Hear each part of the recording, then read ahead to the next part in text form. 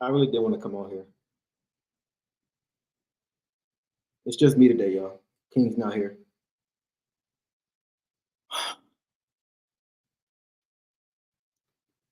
I hmm. I'm watching the comments, by the way. Um, I don't know where to start, man. Like yeah. I don't even know. I can't even put sentences together right now. I cannot believe for the third year in a row we got the fifth pick. Wow. Even Mark, when he was opening up and saw it, even he looked disgusted. If y'all go back and watch it on YouTube. The guy's last name, Mark. When he whatever. I can't even talk. When when he shows who got which pick. If you go back and look, even he looked like, come on, bro. Like he was just like this, y'all. The fifth pick goes to the Pistons. Go back and watch. Go back and watch. That's the look he had in his face. I can't believe this, man. Yeah, bro. Like we all okay. Look. I do have something to say. We all know that there is some type of manipulation when it comes to the lottery, right? We know that. We know that. We know it's not 100% clean, pure, up to chance. We know that. Um, with that being said, how is the league missing? Did the league just not see what happened here downtown Detroit? Did the league just not see that we set the record for most fans for the NFL draft? Doubled the old record, 725,000 people supporting the city. NBA is missing the boat. We have so much money here. We have so much room for financial opportunity here downtown in the city. If you give us a freaking team, if you give us freaking more than the fifth pick in the, I haven't been this mad about anything basketball related in a long time. It's been a long time since I've been this pissed off about basketball.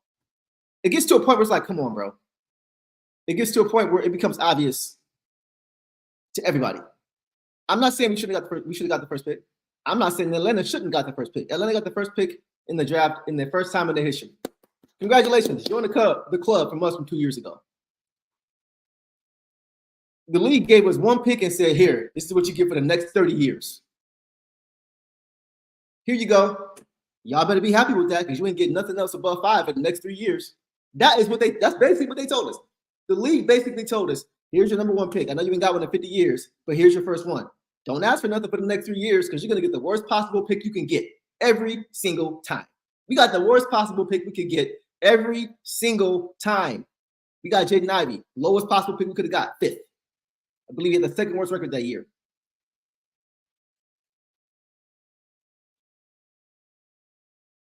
I'm sorry, third year in a row, we got the 5th pick. This is insane. We got it with Ivy, got it with a star after having the worst record in the league the season before last. And now we have the worst record again, and we still have. Did y'all see a star? Did anybody see a star? Anybody see a star's face? Anybody see him laughing? He's like, you gotta be. He was trying to cover his face because he didn't want to be disrespectful to the structure of the lottery. You know what I'm saying? Because he probably, you know what I'm saying, he wants to, I get it. But if you look again, watch Mark. Somebody tell me his last name. I can't even remember. Watch Mark when he opens the card and says Pistons get the number 1 or number 5 pick. We need more. Watch his face. And right after that, watch the Cyrus face. Even he knew. Everybody knows. How did the Spurs get a higher pick than we did and they just got Victor Wembanyama? Like, do the Spurs get top 3 picks bro, how do you go from David Robinson to they're getting a generational player every 10 years? Okay, every 15 years. We get one every 50. I can't believe this, man. I cannot believe the Spurs got a higher pick than we did. They just got the the next generation of the face of the NBA. Sorry, Anthony Edwards. They just got the next face of the NBA. Victor Wembanyama is the face of the NBA. Why are they getting higher picks than we are? I don't want to hear this lottery stuff. I don't want to hear this, well, the balls fell however they – no, pause, by the way. I don't want to hear that. No. We all know this lottery's trash. They need to go to what the NFL does. I'm not just saying that because we're the ones getting hosed right now. The lottery makes absolutely no sense. Nobody sees what's going on. Nobody sees what's happening. That's why, at least with the NFL, there is no gray area. There is nothing you can do behind the scenes. Worst record, first pick. Second worst record, second best pick. You see what I'm saying? Like, that's how the NBA needs to do. With them creating this lottery, it allows them to get away with stuff and then blame it on chance. I hope y'all are really picking up what I'm putting down. The lottery, I'm gonna say it again, the lottery allows them to act up. In the NFL, you can't give the worst team the second pick. If that happens, everybody knows, and they're gonna call it out immediately. But that'd be silly to even attempt that. So in the NBA, let's create something that will allow us to manipulate stuff, and then blame it on that thing that we created, the lottery. I'm trying to tell y'all, man. I'm tired of this mess. Like I don't know, man. It's about to be a bunch of Pistons fans just folded, just dipping out, just leaving. And I honestly don't blame them at this point. I'm not blaming everything on the lottery because our franchise has made a lot of bonehead decisions over the last few years, but this don't help. I don't understand what is missing. I don't understand what's missing from our city. You can't even say it's the money anymore. You can't even say it's the area anymore. You can't even say that anymore. This is the place to be. Downtown Detroit is the place to be. Did y'all see how many jerseys from other teams that were worn downtown? All them people came from wherever they live to come here. Thank you, Mega Hus. Exactly. Yes, the NFL does it right. NHL and NBA are sketchy. There is full transparency when it comes to the NFL. Worst record, best team. This is nonsense. We've had the worst record 2 of the last 3 years. In the third year, we had the second worst record. And we get the 5th pick all 3 times. We might as well have tried to be a mid team. You know what I'm saying? Like last year, we already know what we're saying. You know what I'm saying? And it's like the reason that teams do this is because they know there's manipulation. I'm so tired of this, man. Sorry, Philip Wemby, Boost Houston, Detroit is an afterthought. Yeah, bro, come on, man. I don't understand, man. Houston got a higher pick than we did last year. That's why we ended up with the Sar instead of Ahmed. They get a higher pick than us again this year. I don't know, man. Yeah, Tony, facts. This is when it started. Anybody who doesn't remember this, if you watch the first lottery with Patrick Ewing, you can see David Stern fix it before your eyes by bending the envelope of the Knicks. Yes, go look it up. Tony, thank you for that. That's when it started.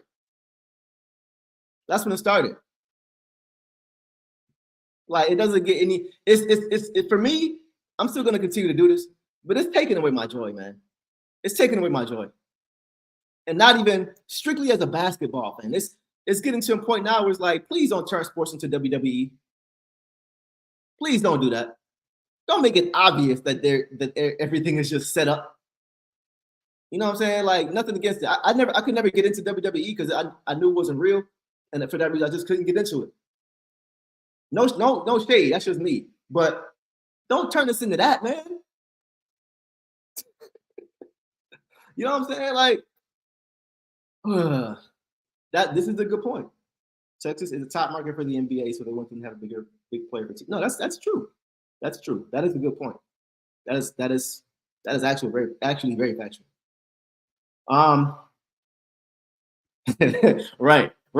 Right. True.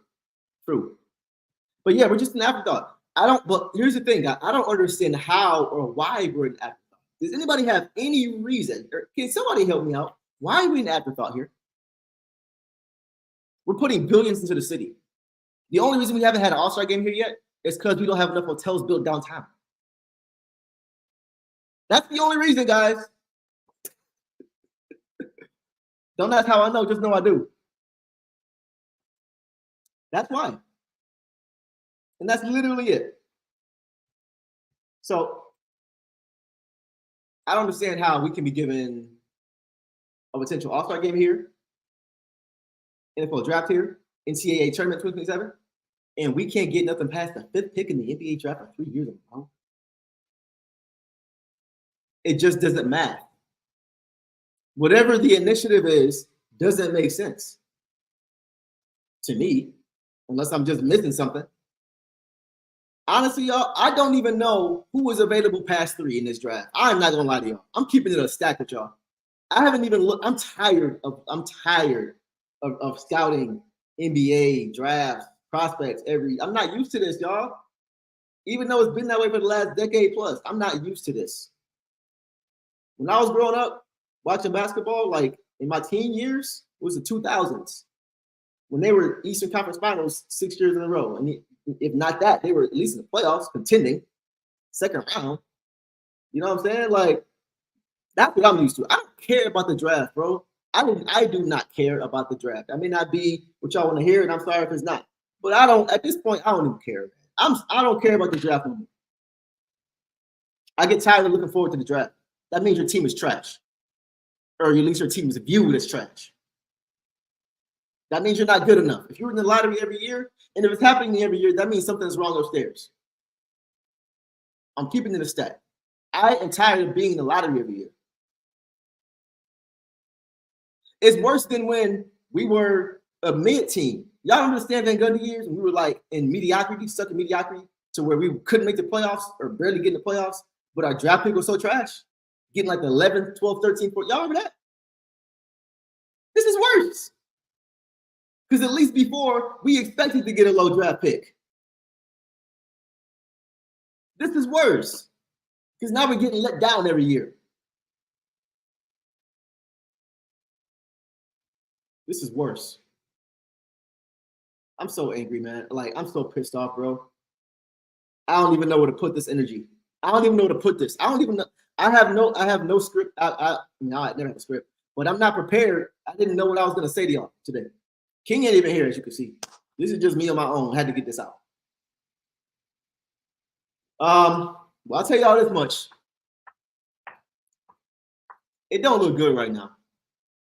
It don't look good right now. We have the lowest possible pick we could have gotten for the third year in a row, basically. We don't even have a freaking president. So whoever comes in is going to have a few months at most to come in, understand his team, understand what happened before he got here, and then figure out how to fix it. In 2 months? What are you doing? Why isn't there already a president hired? We shouldn't be trying to get a president after the lottery. This search should have been happening way before now. Before the season started, or before the season ended, sorry. We should have already been working towards a president. Scouting, figuring out, interviews, whatever. What are we doing? What are we doing?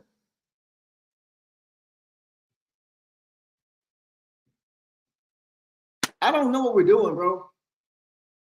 But Troy has his work cut out for him, and I feel bad for him. I hope he's not just now allowed to start making decisions on his own, because he has not been making decisions on his own.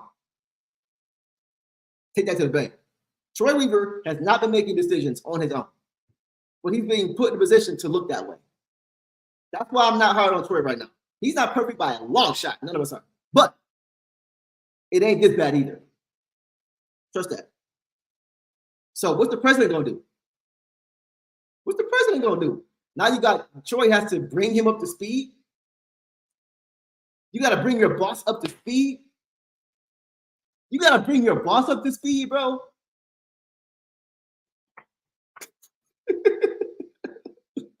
So what? What if he fired him? How would you fire him because he didn't catch you up fast enough, and now he's making you look bad in your opinion? I don't get it, man. Thank you, Tony. Yeah, somebody's paying attention. He has not gotten to pick a coach since. We talked about this to exhaustion. He didn't want Monty, y'all. He didn't want Monty. Watch the press conference again. Pay attention to the body language. I know he didn't want it, right? I know he wanted Kevin Ollie. Watch the press conference again. Look at Troy's face. Look like just woke up, hungover. Not really. He only said like 2 sentences, I think, the whole time. It's crazy. Anyway, I'm rambling, as y'all can see. I don't know where to go. But D-Dubs, yes. Gores, Arntellum runs this team. And Ed Stefanski, who has been here way too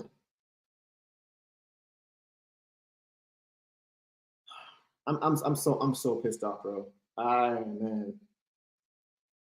I like the guy we had before. That's another story. I ain't gonna touch on that. Okay, so like I said, are there any prospects that you guys like? I don't even think somebody like Rob Dillingham will be there at 5. Obviously, Alex Sarr's not gonna be there. Zachary Rizache, the small forward, Zachary Rizache. That's who I actually have my eye on if he didn't get the number 1 pick. Assuming we get the 3rd pick. Or the 2nd pick. Or the 4th pick. Not the 5th pick. Okay, so I keep seeing Bronny James. That's 2nd round, yo. That's 2nd round. But we're not gonna take him with the 1st pick. Unless you just really intend on bringing LeBron James in. They're kind of holding Bronny hostage in a sense to force LeBron to come here. So I don't know. Like, what do we do at this point? Do we just go for shock value? Like, do we go for putting fans in the seats? Do we go for trying to win? Because guess what? We haven't done any of those 3. Oh man. Yeah, D-Dubs. Like, those are the 3. Those are my 3. Alex Sarr, Zachary Rizache, and Rob Dillingham. After that, I don't know. I don't know who's and I honestly don't care to know. I'm with Marvin. Yeah, I forgot his name. The old GM. The white dude with the bald head and the glasses. I actually got a chance to meet him. He's actually a nice guy. He's just not a great GM. But yeah, I'm with you guys on this one. Trade this pick, bro. Trade the pick. You know what? I want to do this. Shout out to y'all for being here. I didn't expect this many people to be here tonight. There's a lot of people right now. I didn't expect this many people to be here, considering what just happened. But shout out to y'all, man. We got some loyal fans in Detroit, man. I really feel bad for us. I do, because we don't deserve this. We don't deserve this, man. We do not deserve this. And for y'all to still be here tells me a lot about y'all dedication to the team. And this is crazy. They said finally the team is over. I'm trading the pick, man. We need to trade a pick. League hates us because we beat Jordan, Kobe, and LeBron. I mean, that was years ago, bro. They better not be tripping on that at this point. That was decades ago. Grow up. And I can't even rock with that because you probably just playing. But like, if that was the case, David Stern's gone. You know what I'm saying? David Stern was the commissioner when we were beating Jordan, Kobe, and LeBron. You know what I'm saying? He was the GM. Or, I'm sorry, can't talk. Sorry, y'all. He was the commissioner when that was happening. So, you know what I'm saying? My mom knows how to talk was a joke. Yeah. It also means yeah. Nobody wants the 5th pick in the draft. What are we gonna trade it for? So, okay. So check this out. Here's the thing. Have we even gotten the number 1 pick, right? This draft is not a strong draft. That's why I'm trying not to overreact right now. Because when you draft is important as where you draft, right? So this draft is pretty weak. After those guys who mentioned, it's not even. And honestly, I think Alex Sarr probably go 3rd or 4th in a different draft. You know, in a stronger draft. This draft is just weak. Yeah, I appreciate you, Marvin. Yeah, for sure. We're gonna stick together for sure. But getting back to this, even if we would have gotten the number 1 pick, right? Do you take Alex Sarr? Because if you do, what does that mean for Jalen Duren? Because both of those guys can't shoot consistently outside of 15 feet, right? So even honestly, that's why I thought we were going to win the draft this year, and that's why. Aside from getting the lowest possible pick the last 2 years in a row, thinking it's our turn again, at least to get some luck. It's just I was thinking they're probably going to give it to us in the draft when the draft is week. You know what I'm saying? They're probably going to throw us the bone when the draft is weak. So that's why I thought we were going to win this draft, but it didn't happen. So with that, where do you go? Right? Because Alex Sarr wouldn't have, unless you think Alex Sarr is going to be a better center than Jalen Duren, which I don't. I know Jalen Duren, a lot of people have had their questions about his defensive struggles, and they're warranted. I understand that. I can tell you that it's more so about will than skill when it comes to him. I've seen him see so many reads and not make the adjustment and not make the proper reads. I've seen him see it and not do it. So that tells me it's more so about the will part and understanding that you gotta play hard, bro, regardless of what the record is, I need Jalen Duren to develop Isaiah Stewart's mindset. That's what I need. I need Jalen Duren to get Isaiah Stewart's mindset. Full tilt, every single second you're in the court, get dirty, get in the trenches, throw a ball if you have to, get a tech if you have to. Just don't take any plays off. One thing about Stu, he don't take any plays off. I remember watching him last year when it was just him by himself, when Jalen Duren was out and he was playing center. And he was going up against two towers, still down there battling. That's just who he is. I need Jalen Duren to do that. I need Jalen Duren to do that. And I think he will. But that's why I don't think it would have made sense to draft Alex Sarr. You know? So D-Dubs is saying, well, hold on. Shout out to y'all for showing up, by the way, too. Both the franchise, stop being the beast. I ain't gonna go that far. This franchise has too much history. And plus, I'm not trying to find another team to not even just cover, pay attention to. I'm not trying to find a new team to root for like that. I've been a Pistons fan way too long. I can't start over like that. But this, yeah, time to build this. Yeah, I mean, we should have been doing that. That's the crazy part. We should have been doing that. I don't know if it's a matter of not understanding what Cade needs or just trying to put Band-Aids on broken bones. But it hasn't happened, man. He hasn't received anything. Move Stu to the bench as a 4-5, maybe third string 5. Get Harris on the bench and get a quality 3-4. Yeah, I think Tobias Harris is a possibility. It doesn't really do anything for me. I mean, you got to spend the money. You can't just hold on to it. So you got to spend the money. So if you're going to spend it, right? But Tobias Harris, let me ask y'all a question. Is Tobias Harris better than Bojan? We just traded Bojan for, you know what I'm saying? Like, is Tobias Harris better than him? Like, if we bring him in, is it going to be the same thing all over again, except with less ball handling and ball creation? Do we just need him to spot up and shoot? Do we need him to just sit in that corner? Was that the problem with Bojan because he was holding the ball too much, dribble, thinking he's that guy? Maybe less is more with Tobias because now you have a guy who knows his role and will be trying to do extra. Get out of Cade's way. Get out of Ivy's way when he has the ball and just let them cook. Maybe. That's what scares me, D-Buck. That's what scares me. But here's the thing, D-Buck. Here's the thing. I'm not looking for Tobias Harris to, and I'm glad you mentioned that. Why would we bring Tobias Harris in is the question. Why would we bring him here? Why would Tobias Harris be something that we would want to have on our team? Think about it. We bring him here, right? Are we going to the playoffs next year? No. So it doesn't matter about him putting up 0 points to a closeout game. I don't want him long term. Since I got to spend the money, I want him right now. I want somebody who's a vet in my locker room. I also want somebody on the floor who can spread the floor and who's not going to get in Cade's way, who's not going to get in Jaden Ivey's way. That's what I think we need more than anything. He's also a better defender. And that's not saying, not by a ton, because Tobias is not a great defender, but he's just simply more athletic than Bojan. He's got much quicker lateral movement, and he's been around longer. So he understands the nuance defensively more so. And he's not bad rotationally wise either defensively. I watched him when he was here. He wasn't bad. He was solid. You know, he was solid. So maybe that is something we need. I'm not worried about what he's going to do in the playoffs. We're not going to the playoffs. I want somebody who's going to help grow my team. We know about Tobias. One thing we know about him is he's a professional. He is a professional. He comes to work every day. He is a low low baggage guy, right? Doesn't cause any locker room issues, right? He's a good shooter, gonna play his role, move the ball, decent in transition. As long as he's not asking for $40 million, I'll give him 25, maybe 30. I don't want to give him that much. I give him 25. I will give him 25. Yeah. Tobias may be the move, y'all. Short term. We're not doing anything long term right now with free agent signings because they're not going to come here long term. It's not going to happen. Okay, let me catch up with y'all. Yes, you will space the floor and the flip. If we can't bring in a high quality player, then we need vets.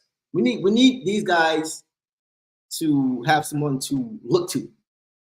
We need leadership. We need somebody who's been there before. And when I say been there, I'm talking about deep playoff runs. Ain't gotta be a star. We already have our stars. Time has to catch up, right? Don't need that. We need guys who are going to help this young core grow. When games are tight down the stretch, who are you going to look to that's been there before to help you make the right decisions offensively, help you execute, help you calm down? Who's going to be that guy? We need that guy. We don't have that guy in our starting five on our team. We don't have that guy. Look at Houston. Fred VanVleet is that guy. Jeff Green is that guy. Neither of them are all-stars at this point. But they're both champions. Both been there. And what happened as a result with this year? They pushed the Golden State Warriors for the last playoff spot. So, we gotta bring in vets, y'all. We have to. Jonas Valanciunas and Miles Bridges. I'm not a Miles Bridges fan. I ain't gonna lie. I'm thinking about that locker room, bro. I'm thinking about that locker room. I don't want anything to tamper with my locker room. I don't want any locker. That's how you destroy chemistry. Now, I don't, especially with a young, impressionable team. Nah, I'm good. He's very talented, but I'm straight. I need high character, low issue guys on my team right now. And we don't have the leaders. That's the thing. We don't have the leadership to be able to bring him in, to route, to you know what I mean, to reel him in if he ever starts to do things out of the ordinary, do things that's not necessary, do things that are controversial. We don't have any vets on this team. We don't have a Jeff Green or VanVleet. Hey, bro, chill. Sit down somewhere. What you doing? We don't do that here. We don't have that guy. You know what I'm saying? So if a K or an Ivy trying to say something, two of our best players, or JD trying to say something, they're going to look at them like, bro, you ain't even done nothing in the league yet. I ain't listening to you. That's why we need vets. I would try to see if we can get CP3 in the locker room. Yeah, I'm not mad at that. Yes, CP3 would help Cade a lot. I think CP3 would help Cade a lot. I think Cade has a very similar game to CP3. Great to pick and roll, great mind, like understands flow of offense, great instincts, great mid-range game, great passer. He's just bigger. You know, he will help him tremendously. The thing about the fifth pick this year, Detroit, if they keep him, will have no idea who's available. I don't know who's available to him. Yeah, it's a crap. After 3, it's a crapshoot. After 3, it's a crapshoot. Trade the pick, bro. I don't care what you get back from it. I'm tired of bringing in young talent through the draft. This is getting old. It's getting old. Harris and take off the bench would be nice. Harris has to be on a cheap, good contract. We just can't overpay. I would probably start one of those two, Devin. Harris or Tech, I would start. Not both, because you don't have enough size at that power forward spot. Or you don't have enough size across the board. I would like to probably put Tobias Harris at the 3 or the 4. He could play with the 4, I guess. I can't play both of those guys together. I don't think I can play them both together. Maybe you can. Maybe. Let me see. Maybe. I don't know if you have enough size, though. But shooting, spacing the floor, you would definitely have enough shooting. Yeah, okay, maybe. But I don't know about off the bench, Devin. I would probably more inclined to start both of these guys and have both of these guys off the bench. You're not going to bring Harris off the bench if you're gonna. He's not going to come here on a cheap contract. It's not going to be cheap. It ain't going to be cheap. It may be like $20 million, and if it's anything upwards of $20 million, you're not going to bench him. I mean, look at Stu. That's why he started last year for a lot of the games. He just signed like 12, and that was only $12 million. You know what I mean? So contracts often determine that kind of stuff. Starting, who's not, it shouldn't, but it does. A center that a vet can, a center and a vet that can spread the floor. Yeah, like a Valanciunas. I wouldn't mind a Valanciunas, but you know what I'm saying. You have a really big front court, and Valanciunas can shoot the ball. I don't know if you have enough quickness though on the perimeter on switches and things like that. you probably have to go drop. Would you go drop coverage? Because neither one of those guys on the perimeter you want on an island consistently, off switches. So you better fight over every time, or you gonna get cooked off that switch. So I don't know. Experienced wings, like a couple bigs. Yeah, I'm with that. Let's see, CP3, Tobias and Kuz. I don't mind Kuz. I don't mind Kuz at all. Then put through Stu with the. Oh, okay, off the bench. Tobias and Kuz off the bench. I will start Kuz. If we brought Kuz in, I'm starting Kuz. Kuz is a good player, man. I'll take back Harris. He loved to hear, but aside from that, he fit into this team. Him and Check off the bench. I don't know about both of us off the bench, man. So who you guys starting five? Everybody's saying Tech and Harris off the bench. So who's your starting front court other than JD? Y'all have confidence in Stu? Y'all on my train now? Y'all think Stu can be the next Naz Reid like me now? About to Minnesota? Pistons definitely need a veteran point guard. That's what helped the Rockets. 100%. 100%. High quality isn't a star either. It's simple starter quality players. 3 years in a row. Yeah, this is ridiculous, man. This is absolutely insane. I feel like this is a different reality or something right now. Anybody in this free agent class is high character people they can bring in. I think for the Memphis in the playoffs, might even be the same. Yeah. What's so special about coming here when we're not even getting any help? We're not even showing any right? Like it's just not good, man. Booker or bust. I'll take Booker. Let Jaden Ivey be my Lou Williams / Jamal Crawford off the bench. Yeah, give me Booker. Let's do that.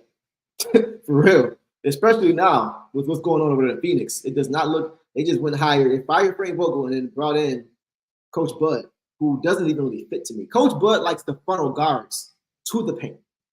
For those who don't know Coach Bud, that's what he did when he was as an assistant with San Antonio. That's what he did when he was coaching the Hawks. That's what he did when he coached the Bucks. He likes to funnel the guards, pressure the guards, and funnel them to the big man. Because he is used to having big men who can protect the paint. Who are the big men in Phoenix? It just don't fit. And he's a defensive coach. So you can't even say that'll work itself out. Let's focus on the offense. No. It just doesn't fit. Let's keep going. Yeah, Van Fleet, or younger. Yeah, Lowry now is like 864 years old. He's older than Methuselah right now. A guy that was in the championship or finals team. Yeah, you're right. All right, let's keep going. Clutch, what's good, my dog? This is not a good day for Pistons, bro. This is disgusting. This is disgusting, man. This is absolutely disgusting. Let's say Tobias Harris or Clay ain't coming here, bro. Clay's not coming here. I would love that, but he's not coming here. Clay with K would be stupid. Let me tell y'all. Clay with K would be absolutely insane. I'm telling y'all, man. Because now in that front, if you bring him in and you want him to start, I'm still not off the Ivy train either. But we're talking possibles, potentials. Clay would be great because not only would he be the sniper that you need for Cade, as far as giving him the space that he needs to operate and being able to find guys. The defense has to stay honest, right? But defensively, I know Cade. I know. Can't think of his name right now. I know Klay Thompson isn't what he used to be defensively, but he's still an above-average defender. So now every game, you can put the best offensive player. You can let Klay guard that guy, and you can let Cade focus on the offense and kind of conserve his energy a little bit, right, for the offense as far as not having to guard the best player. That's why somebody like Klay Thompson would be good for somebody like Kate Cunningham on both sides of the ball, spacing, right, and also defensive-wise, guarding the best player. Okay, let's see. So Harris with Bojan on LA were nice. I don't even remember that. Bojan was with the Clippers? Bojan played for the Clippers? I don't remember that. I know they didn't play for the Lakers. I think now that Williams and the staff know their player limitations, they're going to bring in real players. I hope so, Whitney. Shout out to you. I hope so. Because I hope right now I hope. Because Pistons fans already don't have any patience for Monty Williams. I'm not saying he can't fix it or he can't even turn it around, but he better. He better. And it's not even just him. They better. Everybody. Because as bad as Monty was last year, he wasn't all he was allowed to do was cook what was given to him. He wasn't allowed to go get the groceries. He wasn't allowed to go bring in who he wanted. That's not his role. So a lot of it is to blame for him, but a lot of it is a roster construction. It's just bad. It's just bad. It's bad. Let's call it what it is. It's just bad. Does the Hawks win today get us Hunter? I mean, Hunter don't really move the needle for me, to be honest. I mean, he's a good defensive player. Isn't he a small forward? Like, doesn't he basically do the same things that Asar does? Just a little bit better shooter? He's not really a vet. He ain't done nothing. So I don't really know. I'm not really high on Hunter. That's just me. I don't know. He just doesn't really do anything for me. I feel like Kuz is worse than Bridges and what? Okay, game notes. Based on what? What has told you that Kuz is worse? I'm just asking you. What you said it. So what do you mean by Kuz is worse than Bridges in the locker room? Like, what is he? Are you talking about the don't be that team thing? Because if so, that's not a big deal. I don't care about that. Yeah, so let me know what you mean by he's worse than Bridges. Because I mean, we all know Bridges' history. I just leave it at that. If you shop Ivy to get a player with a better, I mean, what is the goal for every team, right? To get better. So there's nobody who I wouldn't move if it's gonna make us better. You know what I'm saying? I don't want to move Cade, but if they offering, you know what I'm saying, like they offering the Luka Doncic or Nikola Jokic, come on, like everybody is expendable to some level. You know what I'm saying? So I'm not gonna sit up here and act like I'm just never gonna want to move him. I would like to keep him because once again he's only going to his third year. But would I stop him to get a player with a better fit? If it makes sense, yeah. But that's anybody. It's not just him. It's anybody. But I would like to see one more year with him. There's so much untapped potential, and I feel like he is just not being developed at all. I don't know who's working with him. I don't feel like he's being developed at all. I didn't really like this season. I don't think he was put in position to be successful. I obviously don't think Monty helped him. I mean, he said all the right things. He said all the right things in the press conferences when he got benched. But he got benched for a player who's gone, and it's not even being picked up by anybody in the league. I don't think he's even been picked up anywhere outside the league. No shade to Killian. I love him as a person. That's my guy. But you bench Jaden Ivey for that? I bet Jaden Ivey knew in his mind that he was better. I bet Jaden Ivey in his mind knew he was a better player than Killian. You don't want to mess with young guys' confidence like that. Because with certain players, once you lose them, you can't get them back. I don't know, man. There's just so many things wrong with this team. Try to get Kuz. I'm with that. I like Kuz. We should get Paul George and Miles. No, Clutch, I can't roll with that, bro. KCP. Okay, so check it out. I know this is all like, we just all pipe dreaming. So I get it. So I'm not going to focus too much on the is it possible. I'm just going to look at it for what it is. Paul George, if he is, here's the thing with Paul George. Paul George, in my mind, is a little bit delusional. He thinks he's better than he is at this point in his career. I think Paul George still thinks he's OKC Paul George. And for the first time, watching him in the All-Star game, he looked like a guy. He just looked like a guy. You know what I'm saying? He just looked like a guy. He's starting to lose some athleticism. He's still very technically sound, but he's on the downside of his career. I'm straight on that. Unless if you're giving him 20-25 a year, I'd even do 30 a year for Paul George. I would do 30 for Paul George. But he's not gonna want to come in for 30. He's gonna want 35, 40, 45, and I ain't giving him that. He's trying to get that Jared Goff contract. I'm straight. Mm-hmm. Miles Bridges, I already talked about that. KCP, I would love it. Ain't it crazy how we're talking about all these guys who already played for us? Tobias Harris, KCP, Andre Drummond, all these guys we had and didn't know how to do nothing with. Think about it. KCP, right? He was good for us, but he was asked to play outside of his ability, which made him struggle.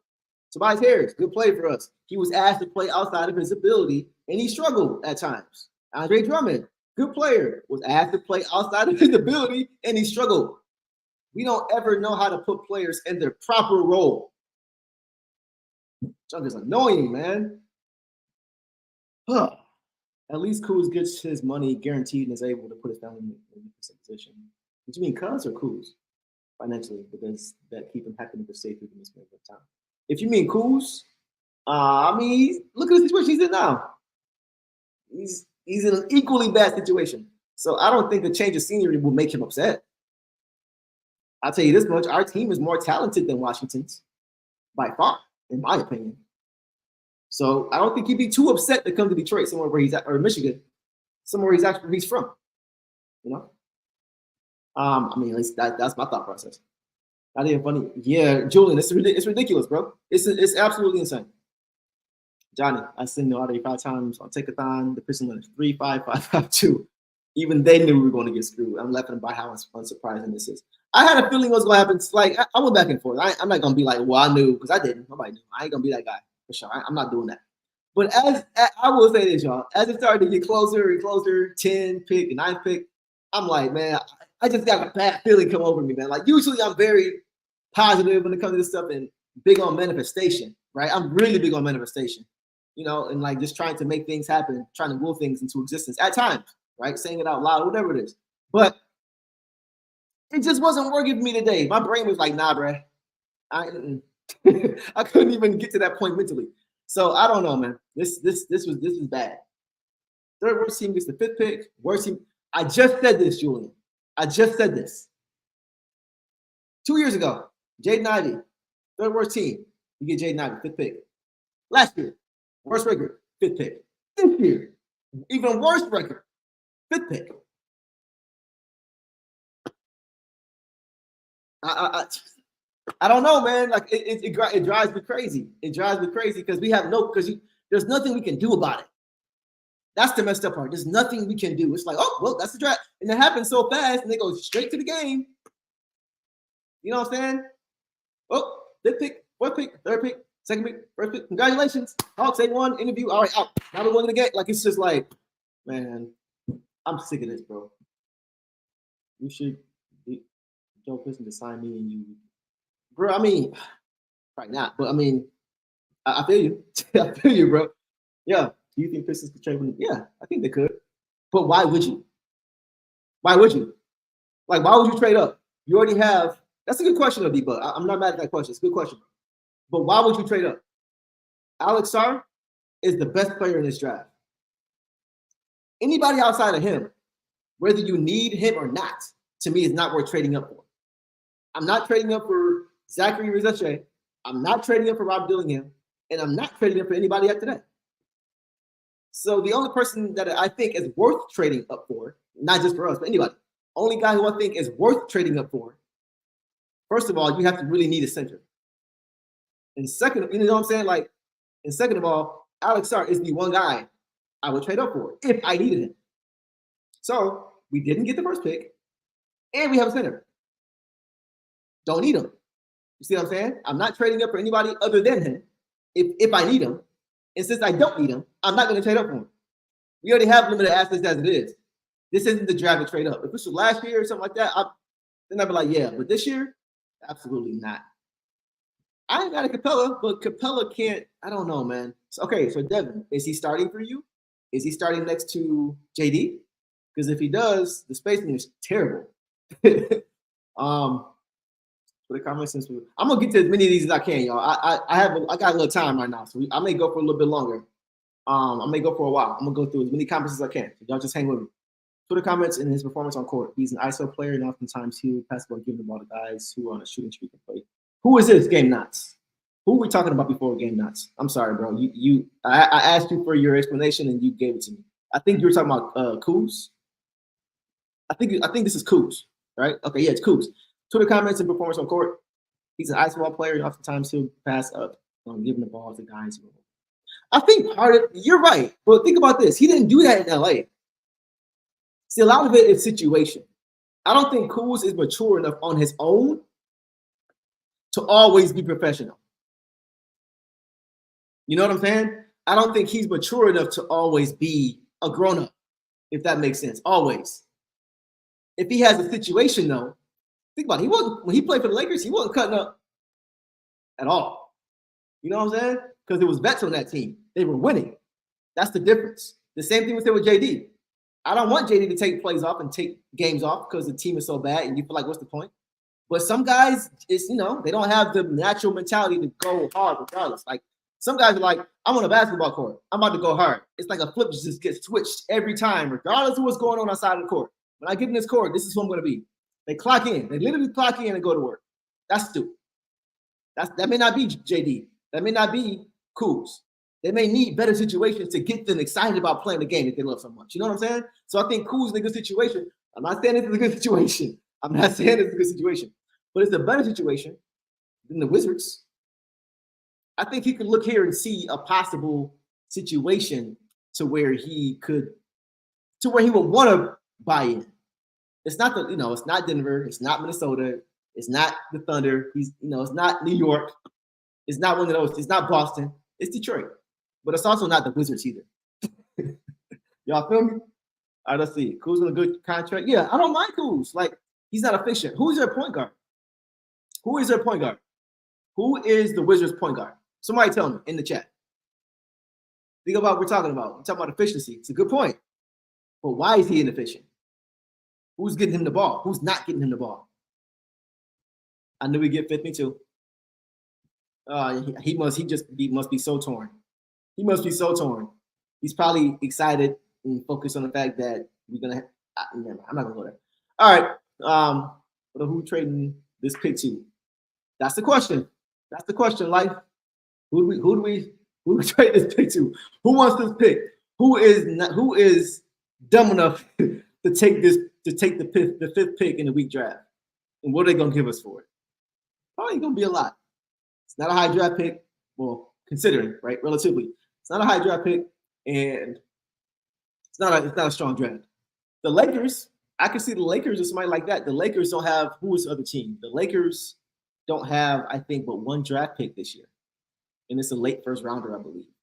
There are a few teams who don't have any draft picks that we could look at. There's one team who doesn't have a draft pick for like 4 or 5 years. I can't remember who it is right now. But they don't have a draft pick for like 4 or 5, a first round pick for like 4. I'm gonna look that up. I just heard it the other day. But there's a team in the league who only has, they don't have a draft pick to like 2029, 2030, first round. So find a team like that, because a team like that who doesn't have any draft capital for the next few years, they'll view the number 5 pick like a number 3 pick or number 2 pick, because they don't have anything. So a 5 pick, they're like, what? We'll take 5, because based on what we had, which was nothing, this is everything. This is great. Find a team that has no draft picks and that are looking to acquire draft picks, because some teams don't have draft picks because they're going all in and they're trying to win. They sacrifice those picks to be a good team, right? So some teams aren't going to want our draft picks because they already cashed those in to get the best they need to win. But other teams, that's what you do. You find a team who needs draft capital and who's willing to give us something for it. That's the move. Yeah. I don't blame you. Don't blame you. Yeah, bro, Devin, I said this. Bro, we didn't even get past the commercial break. You know how annoying that is? You know how annoying it is? Because they always do that 4. They used to do it at 3. They used to go to commercial at 3. Like when we hit with the Darko draft, that's the last one I remember, I believe, when they went to 3. When it was the top 3. But now they do 4. It's the top 4, they go to commercial. We can't even get to the 4. We can't even get past the commercial, bro.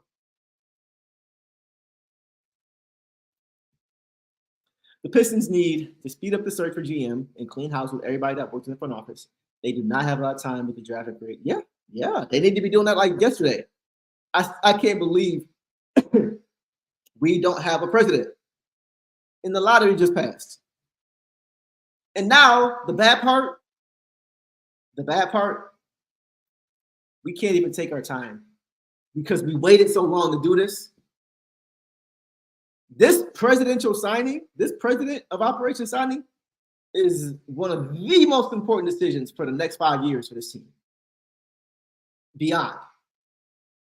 It may be the singular most important decision for the next 5 years.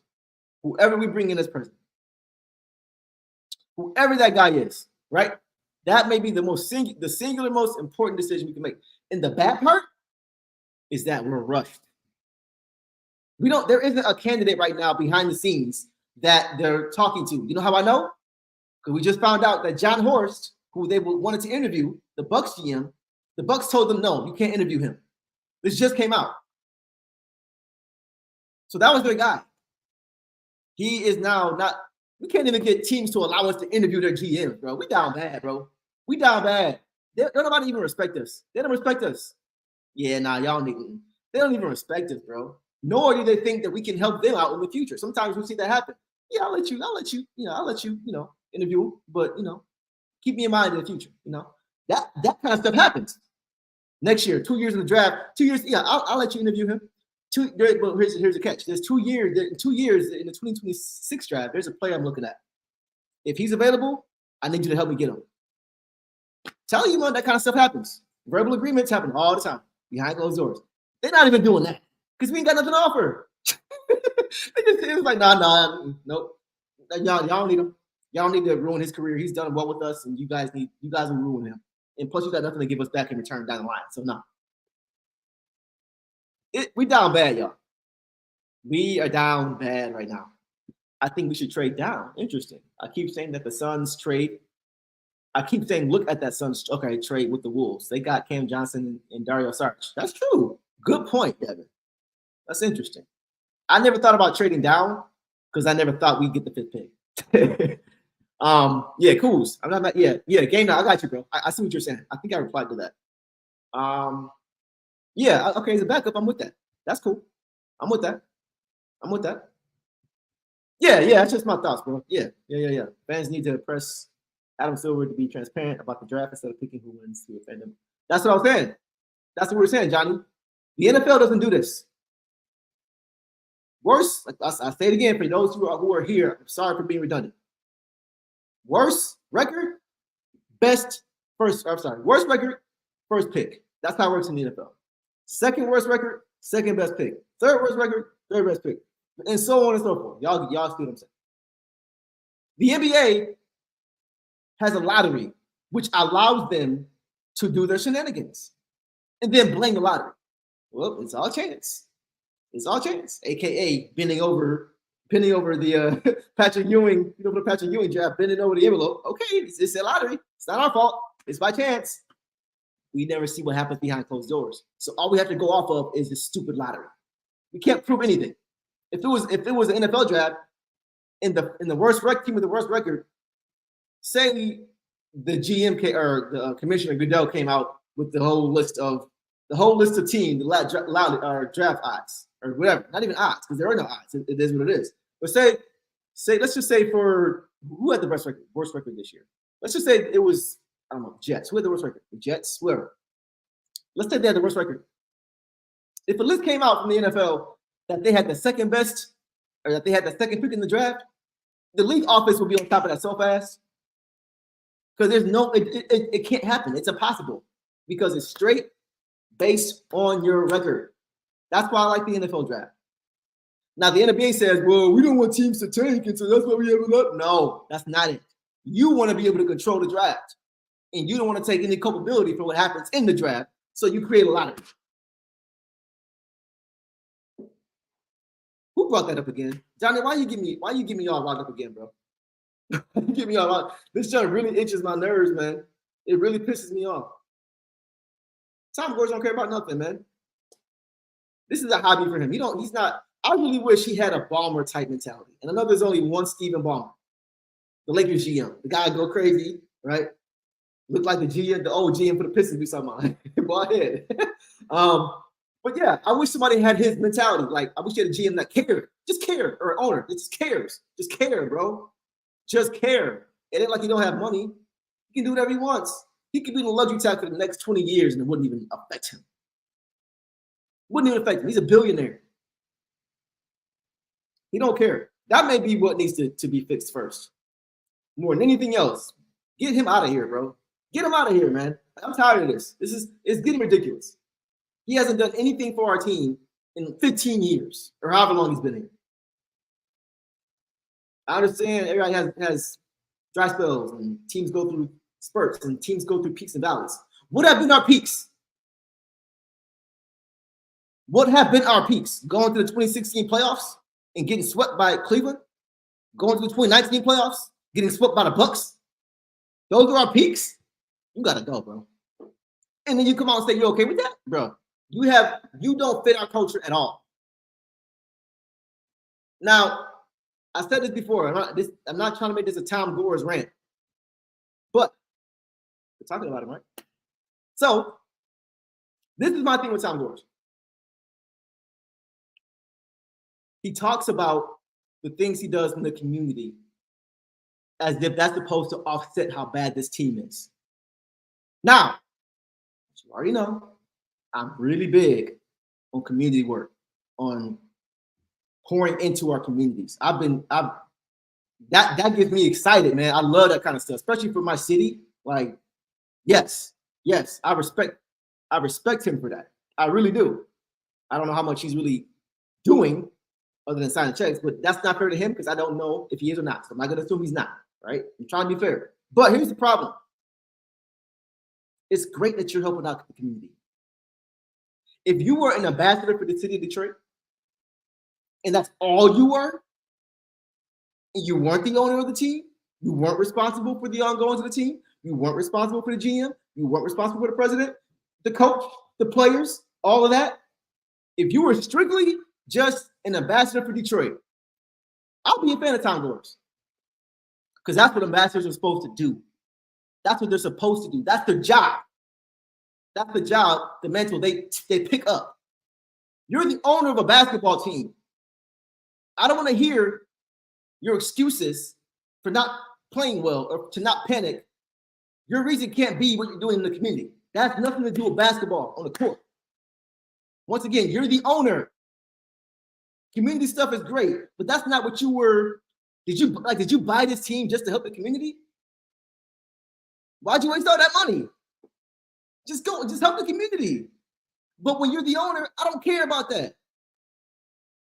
I don't say I won't care. But based on his role of the team, based solely on that, compartmentalized just solely on his role as of the team, being an owner, I don't care about community service. Straight up, I don't care.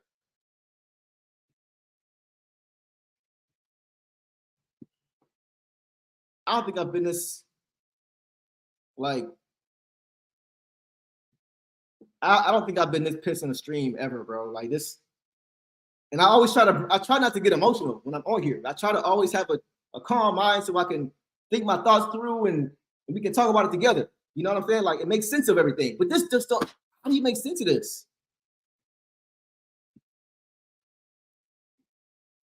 Okay, let me get back to these comments, man. I'm still reading these, y'all. Unfortunately, the one pick in the NBA draft don't bring me the change. It takes more time to build a roster that's ready to continue. That is very true, Leo. But here's the problem. Last 3 drafts, we haven't gotten any luck. It ain't just, it's the last 3.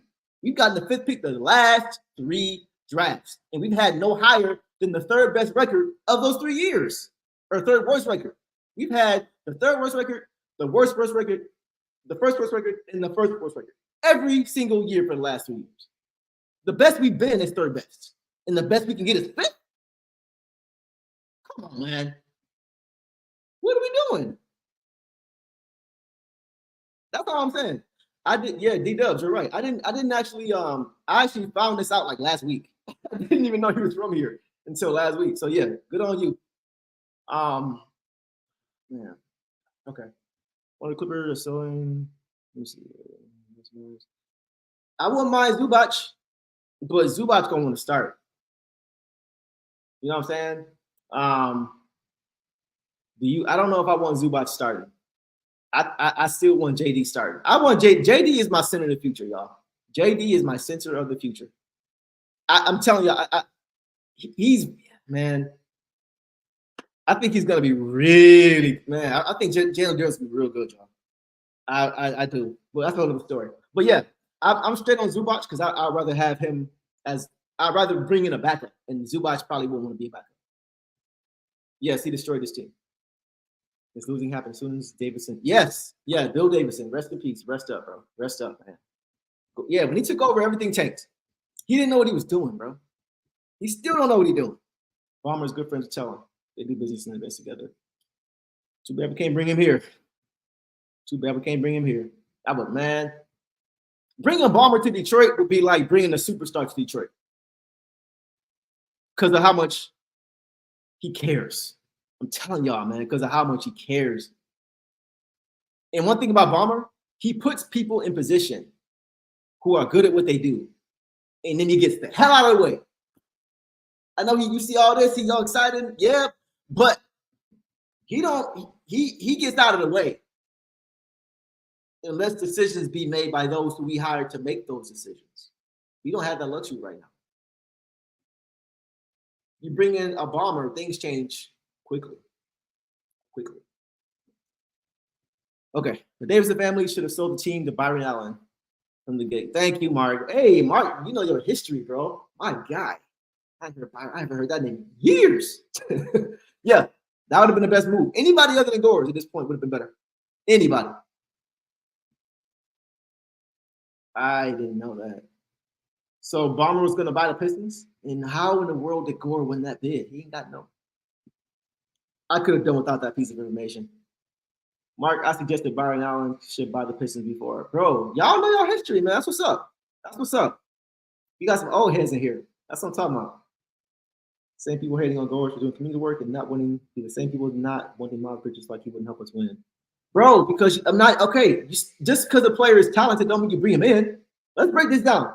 Same people hating on Gores for doing community work and not winning be the same people not wanting Miles Bridges like he wouldn't help us win. What are you even Steven? What are you even saying, bro? I don't even understand the correlation that you're trying to make here. Who has Tom Gores brought in to help us win? Who has Tom Gores brought in to help us win? I will wait. Who? What has he done since he's been here? Outside, I'm not talking about the last 2 years. Since he's been here, what has he done to help build us into a contender? I will wait. So I don't want to hear not saying people not want Miles Bridges. Bro, you can't just go and bring in talent. We have a young locker room. The last thing I want to do is bring somebody into our locker room who may mess with the chemistry of our team. No, I'm straight. But I'm not even mad about the Miles Bridges part. I'm talking about the Tom Gores. What are you talking about with Tom Gores, bro? What has he done?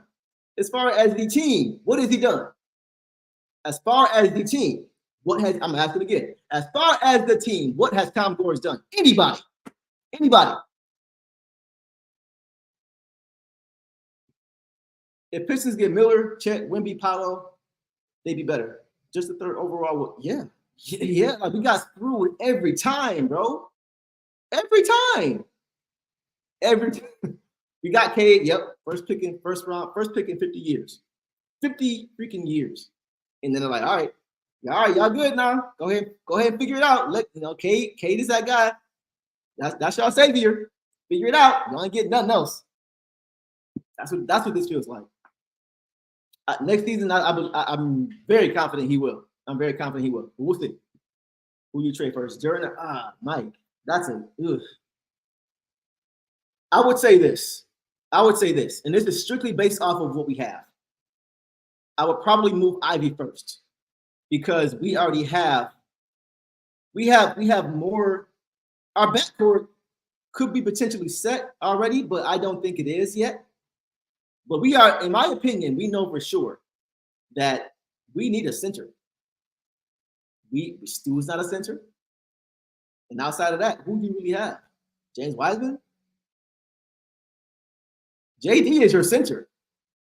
So I think you need him more right now than you need Ivy. But if it's just between those two, then yeah, I mean, it has to be. If we didn't have Cade on this team, then I'd probably trade Duren first. You know what I'm saying? Because we have a need for a lead guard. And without Ivy, we wouldn't have anything. So just based off that, I would say I would probably keep Duren. between those two in that situation, just based off of the needs of the current team. This is not true. Sorry, bro. Steve, this is not true. This is not true. This is not true. Look, ask Rasheed Wallace, ask Larry Brown, ask Penny Hardaway about Jalen Duren's defense. I'm telling you, it's more so about effort. And that's what we need to see from him, myself included. We need to see more effort from him next season, regardless of the situation. That's why I said I need Stu to duplicate and give duplicate his brain and give it to JD. If he were to do that, Stu may already be JD may already be an all-star. He's that good, man. I'm telling you, y'all don't see it. Y'all don't see it. I know he's had a lot of defensive lapses. I saw them. I saw all of them, most of them. It's not a matter of not knowing where he's supposed to be or what he's supposed to be doing. It's not. It's up here. He needs to do it all the time. All right. Yes. That's the thing. He does. That's all he cares about. That seems to be all he cares about. He doesn't talk like. Remember that interview he had when he was saying he made excuses. He didn't say, look, I know we're not good. I know our team is not good right now. I know I've been here 12, 13 years and we've only been in the playoffs twice. I know that. We're gonna do what we can. I'm committed to turning this thing around. Like just something. Don't just say, oh, you guys should be saying so team. You know, we're doing community service and we're great and it's pretty good. Huh? That's all you got? That's what I'm saying. Don't just talk about that. Talk about your job description. I'm sorry, certain stuff like this really don't make sense, man. I agree, Gordon. Yeah, he doesn't know what he's doing. He's just here. He's just here, bro. The league ain't gonna want to bring the black coach. We're never gonna get Gore's past outcome shirts on coat. Man. Daryl, what's good, my guy? What's good, Brody? Hey, let me know if you're gonna hop on, bro. Yeah, let me know if you're gonna hop on, Daryl. I always hate how we trade away players and they go elsewhere. Yeah, the reason this is King Leo, shout out to you. Birthday must be in August. My son is also Leo. Yeah, so the thing about this, the reason this happens is because a lot of the time, those players, the Chris Middletons of the world, right, that were here and that, did the thing, the KCPs of the world, all those guys, they were always asked to play outside of their scope because our supporting cast didn't have talent. We didn't have guys that were better, a lot better than Chris Middleton. We didn't have guys that were a lot better than KCP that could be the lead guys, the number one guys, or the guys, whoever we had as the number one guys weren't good enough to be. So the KCPs and the Middletons had to play hard. They had to do other things. Look at KCP now. What is he doing now? 3-and-D. That's his role. When he was with us, they had him handling the ball. They had him coming off pick and rolls. Like, what? He ain't Anthony Edwards. I know they both went to Georgia, but that's the only thing they have in common. He ain't no Anthony Edwards, man. So that's why King Leo is that our guys have always been asked to play outside of the position because we didn't have the talent to allow them to just play their role, Instead of Suns, KD. Hey, look, listen, man. I don't think KD's coming here. I don't think he would come. He would help, sure, but it feels like it's too. I don't know, man. Like KD, he's not on this level, but it kind of reminds me of bringing in the Blake Griffin when when he's on the downside of his career. I don't know, man. I don't think you bring in a Kevin Durant when you've just had the worst record in the NBA. You know what I'm saying? You don't bring in a top 10 player when you just had them. But he ain't gonna come here. You know what I'm saying? Like, even if they tried to trade him, I think he would cost. I don't think he would. I could be wrong. I just don't see that. Let me see. JD going nowhere. Yeah, I don't think he's going anywhere either. All he can do is spend money, which he does. All he can do is be able to spend money and put people in place positions. I mean, that's part of your job description, though, Steven. Isn't that part of your description? Like, isn't that your job? That's why I feel owners should know basketball. And the fact that he hasn't, you making it sound like it's a very minute thing that he hasn't done. Only thing he hasn't done well is pick the GM. Isn't that where it starts? Isn't that how you? Doesn't it start there? Isn't the most important decision you can make as an owner is hiring a good GM? If you hire a good GM, he'll hire a good coach. You hire a good coach, he'll the GM will put players that he needs around him, and then the coach will coach well. It starts with the GM. So you can't say only thing he hasn't done. That's the most important thing. And on top of that, he's not taking any accountability for that. He's taking no accountability for how he's dragged his team through the mud. None. Even if he did that, that would help a little bit. Because at least now we know he's not oblivious to what's going on or too arrogant to admit it. He hasn't done anything. Nothing. That's the problem. JD still isn't strong yet. And strong. He doesn't have that grown man strength. He's growing into it. He's a strong dude, though, already at 19, 20. But yeah, he's going to continue to get stronger for sure.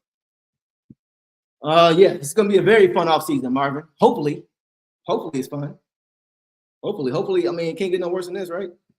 You think the owner doesn't have power to block trades and thank you. That's what I'm saying. That's what I'm saying, bro. And if you hire the right GM, you shouldn't need to do that anyway. That's why you can't say the only thing he hasn't done. That's the head of the snake. The GM is the head of the snake. If that is not right, nothing else is going to work. Nothing. That's why your owner needs to know some level of basketball, or at least have a president that can hire a GM that knows basketball. You can't not know basketball and own a team. Why do you own a team if you don't know the game? You're going to spend that much money and you don't even know the game?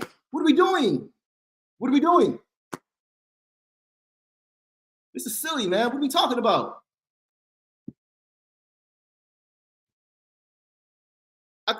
Come on, y'all. All right, man. Let me finish up. It's not that he hired Troy. He did what Musk did to Twitter. He fired all the people that made it run too fast and thought, yes, 100%. Hire the person to do the job and get the hell out of the way. I agree, hiring a GM is very important, but it's not like that's an easy of a job. Where the heat for Troy, he doesn't come. Okay, so let's talk about it. If you can't handle the heat, why are you buying the team? Nobody said it was easy. I'm not yelling at you, Steven. It's frustrating, bro. You're frustrating me right now, man. Don't hire a team then. Don't buy a team then. Why are you buying a team if you have no basketball knowledge? What's the point? And if you don't, you hire a president that knows what he's doing. You don't bring in Stefanski and Arn Tellem and then disable the GM who you hired to do his job. Now you got your friends doing his job, and now the GM is getting the blame for what the mistakes your friends made? What are we doing? This is, bro. The fact that I even have to explain some of this stuff, bro, it's annoying. Because I need y'all to I need some people to just pay more attention to what's going on, man. It's in the details. It's in the details, man. As far as Troy, he's not making all of this. I'm not making excuses for Troy, y'all. What I'm saying, I know what I'm talking about. You know what I'm saying? I'm not just getting this out of my. I'm not making stuff up. I'm not capping. I promise. Okay. So with that in mind, Tom Gores gets the most of the blame because he's the one that made the most important hires. If you don't know what you're looking for when you hire, you shouldn't be an owner. Plain and simple. This just shows you what's most important to him. He's trying to make money off of this team. He's not trying to win with this team. That's the problem. That's why when you hear him, he's telling you what his focus is. He's literally telling you what his focus is. He had an interview about basketball and started talking about community. And y'all already know I'm not throwing shade on that, but let's talk about what we're talking about. He showed what his focus is. He showed he don't care about the court. He showed he don't care about winning. Because when asked about winning, he talked about the community. Come on, man. That's disgraceful.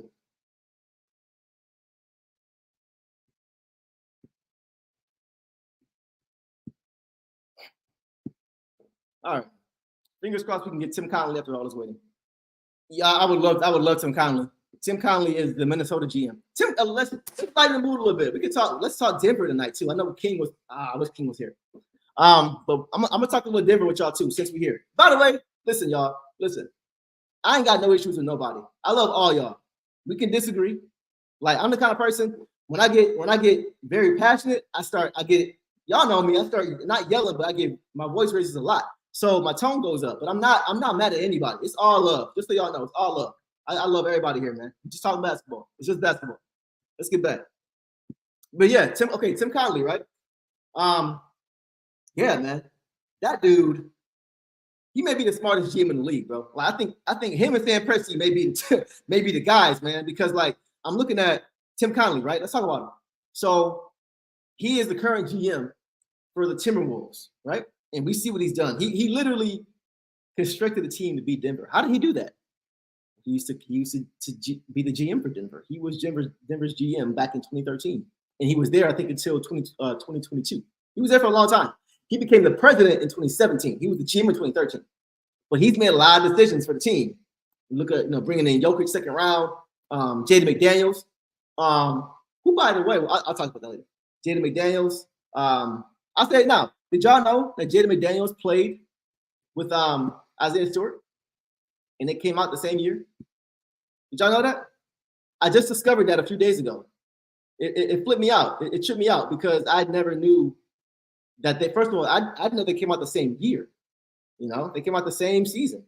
And Jaden McDaniels went 28th in that draft. And where Stu go? 18th or 16th? I know him and Sadiq. I always get confused. But he went before McDaniels. But I never knew that they had played together. I'm gonna show you guys a picture now so you guys can see. This was them when they played in college, I believe, at Washington, right here. Crazy, right? Yep. Stu McDaniels. So I wonder how much history they have. I wonder if they're talking right now. I wonder if they're having conversations about what's going on. I don't know how close they are or anything. I don't know. I just found this out. Somebody told me the other day. I thought that was pretty cool though. I didn't realize that. But yeah, man. Let's keep going. Oh yeah, Tim Donley, right? Tim Donley. So he became the Denver Nuggets GM in 2013, president 2017. So Jokic, Jamal Murray, Jaden McDaniels. He actually, when everybody laughed about Rudy Gobert, including me, I did not think that was going to work with him, Cat. When everybody laughed about that trade, because they traded 4 first-round picks for Gobert. I think and other stuff too, crazy. But it's crazy because he actually consulted with Jokic about bringing in Aaron Gordon when he was the GM over there for Denver. Donnelly consulted with Jokic about bringing in Aaron Gordon before he actually did it. So he put that whole team together. And then looking at Minnesota, he's built a team to beat them. He actually left in 2022. I don't know why he left in 2022, left Denver, but he left before they won the championship. So now he's over in Minnesota. It kind of feels like something happened and he's trying to get revenge because he built the team to beat them. But I mean, yeah, I would love to have Tim Connolly at down. Tim Connolly as our GM. Absolutely. All right, getting back. I think Gore, Tristan, do the people interested, wanted to move it. Yeah, that's cool. That's cool. Like moving it downtown. But to be honest with y'all, another fun fact. That wasn't Gore's idea. That was Dan Gilbert's idea for Gore's to bring the team back to Detroit. That was Dan Gilbert's idea. If you can look it up, it's documented. Dan Gilbert was the one that encouraged and pushed him to do that because he did it. Gore's didn't really want to do it at first because if you guys remember at the Palace, before it was torn down, they made a lot of renovations there.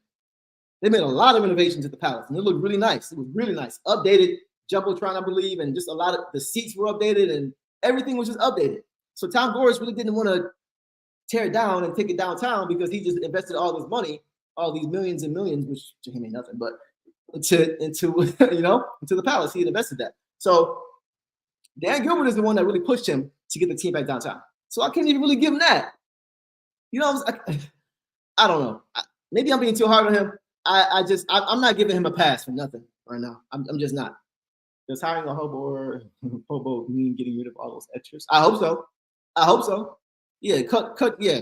I hope whoever the president is has no affiliation and or doesn't like Stefanski and Arntello. I hope. Yeah, because Troy doesn't take the blame as much because it's tough. Because it's stuff he's not allowed. It's stuff he knew was wrong. Yeah, but he can't do anything about it because when you're getting vetoed as a GM, come on, bro. Like I don't even know why he's still here. Like, why am I here?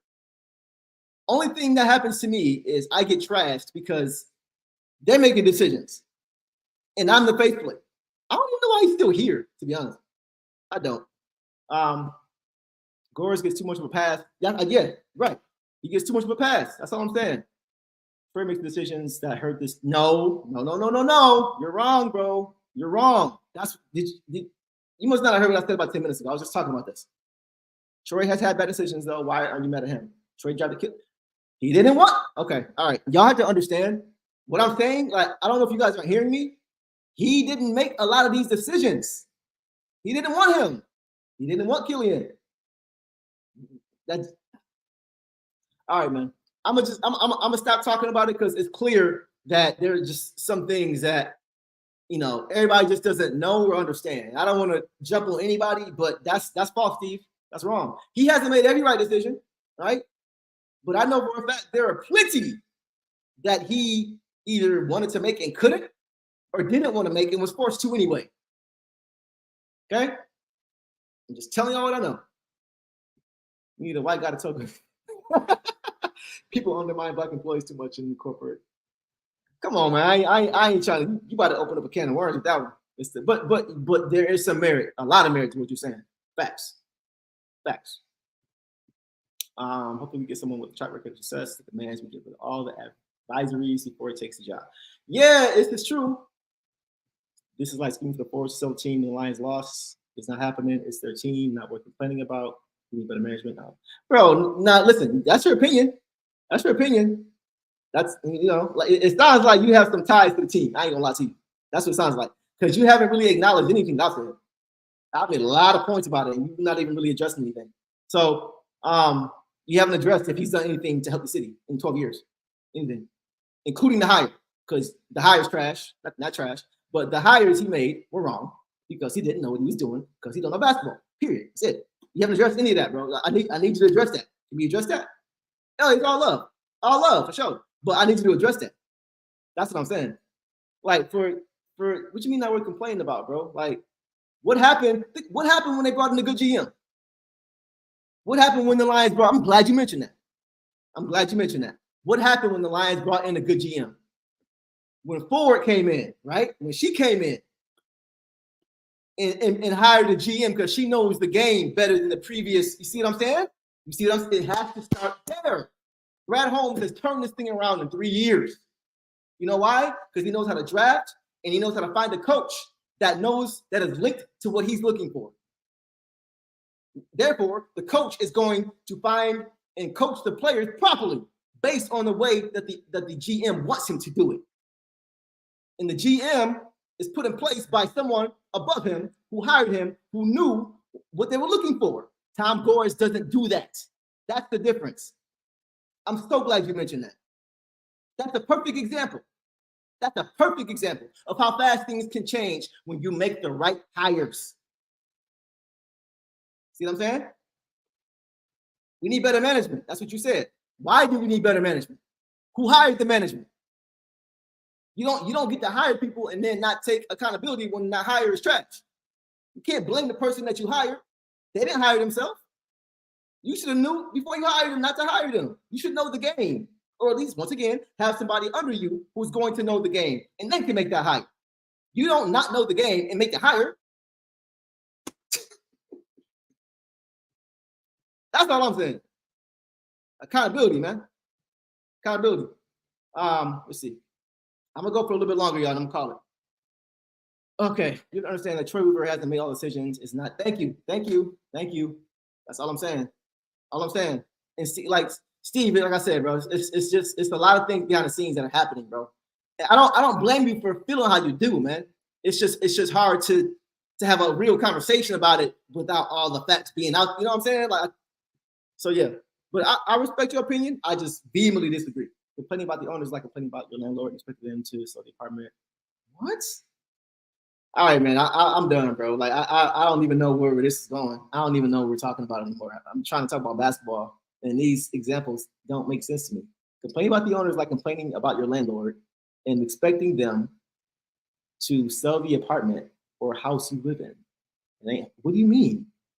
What is that, bro? I'm gonna need you to work on your on your examples because I'm not following you, bro. Complaining about your land. So who is the landlord in the situation?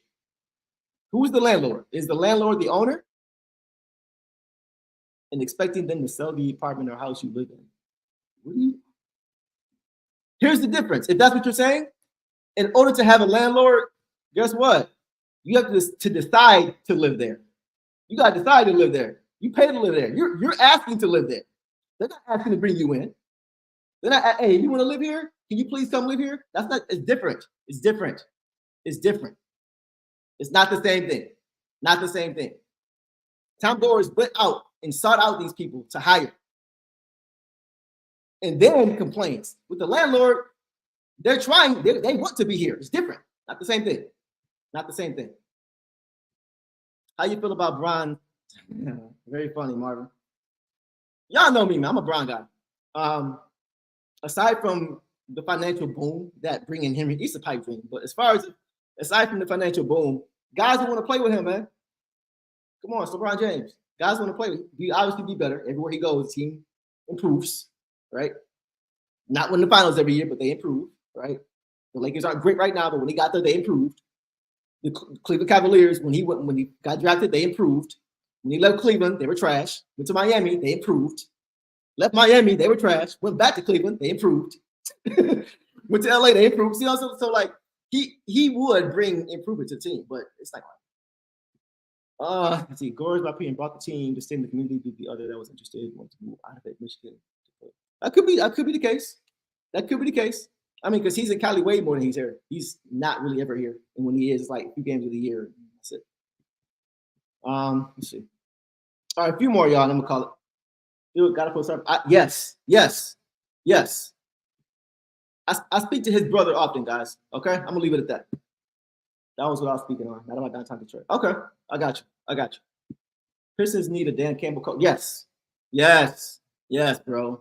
They need somebody who's going to fire them up, bro. Like somebody who they need to run. Somebody who they feel they can run through a wall for. I don't see guys running through a wall for Monty. I could be wrong. I didn't see it in Phoenix. And then, too, I think Monty is better with experienced teams, with veteran teams, not with young teams. He told you that when he said he didn't want to coach here.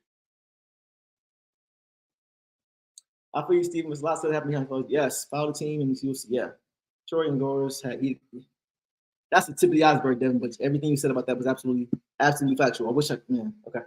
I understand Gores may not be the best owner, but we can do about it. Nothing. All I'm saying is why waste our breath. We can't make a new thing. Yeah. Okay. So now we're on the same page, Steve. Now we're on the same page. Now I agree with everything you said here, except not talking about it. Because I'm not wasting my breath. If I wasn't doing this, I'd probably broke my hand like Jaden McDaniels did last year in the playoffs, trying to punch a wall. You know what I'm saying? Like we just talking about it, man. But but as far as that goes, I agree with everything else you said. He's not the best owner by far. We can't make him do anything. Yes. Only thing we can ask for is to hire a better GM. Yeah. Isn't that what we're doing? Isn't that what we're here doing though? That's exactly that's why we're here. We're talking about that and everything else.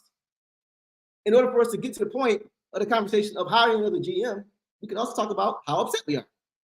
Right? Probably the same thing happened to Troy OKC. Interesting. I wonder if Isaiah Thomas would be interested in coming in for a year to help her. I would love that. Man, bring all them guys back. Bring Isaiah back. Bring Rip back. Bring Shea back. Bring Chauncey back. Especially now that there's a situation in Portland where Chauncey, I think his assistants are either fired or stepping down. He's still there presently, but they're monitoring that right now. I don't know how long he's going to be there. I wouldn't mind bringing Chauncey as a coach, bro. Just strictly off of who he is and what he could inspire our players to be.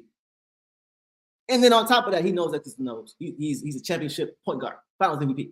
He knows the game, and I think he would have a little bit more energy. The same way we all felt like Monty didn't have the same energy to coach here because of the situation. I felt like Chauncey would bring a little bit extra because he has won with this team. You know. Now you know what we talked about this. I want Tim Connolly, Steve. He's the GM for Minnesota right now. He put that team together. Before that, he was with Denver. He put that team together. He built Minnesota to beat Denver, and it's working so far. That's who I want. That's number one. He's a genius, bro. Like some guys just understand the inner workings to a T of how everything works on that side of the fence more than others, and that's the difference. He's one of those guys who's always like in the book. He's always trying to learn more. He's just very, very, very, very dedicated to his job. I'll just put it that way. That's what we need. You know, that's what Tom Gores needs to be looking for. You know, bring Darvin Ham. I ain't mad at that either. I'm not mad at that either. He got a bad rep at LA. I did not appreciate what Brian and AD had to say about that. They called him out like, come on, bro. Come on, man. Let's not do this. I didn't like that at all.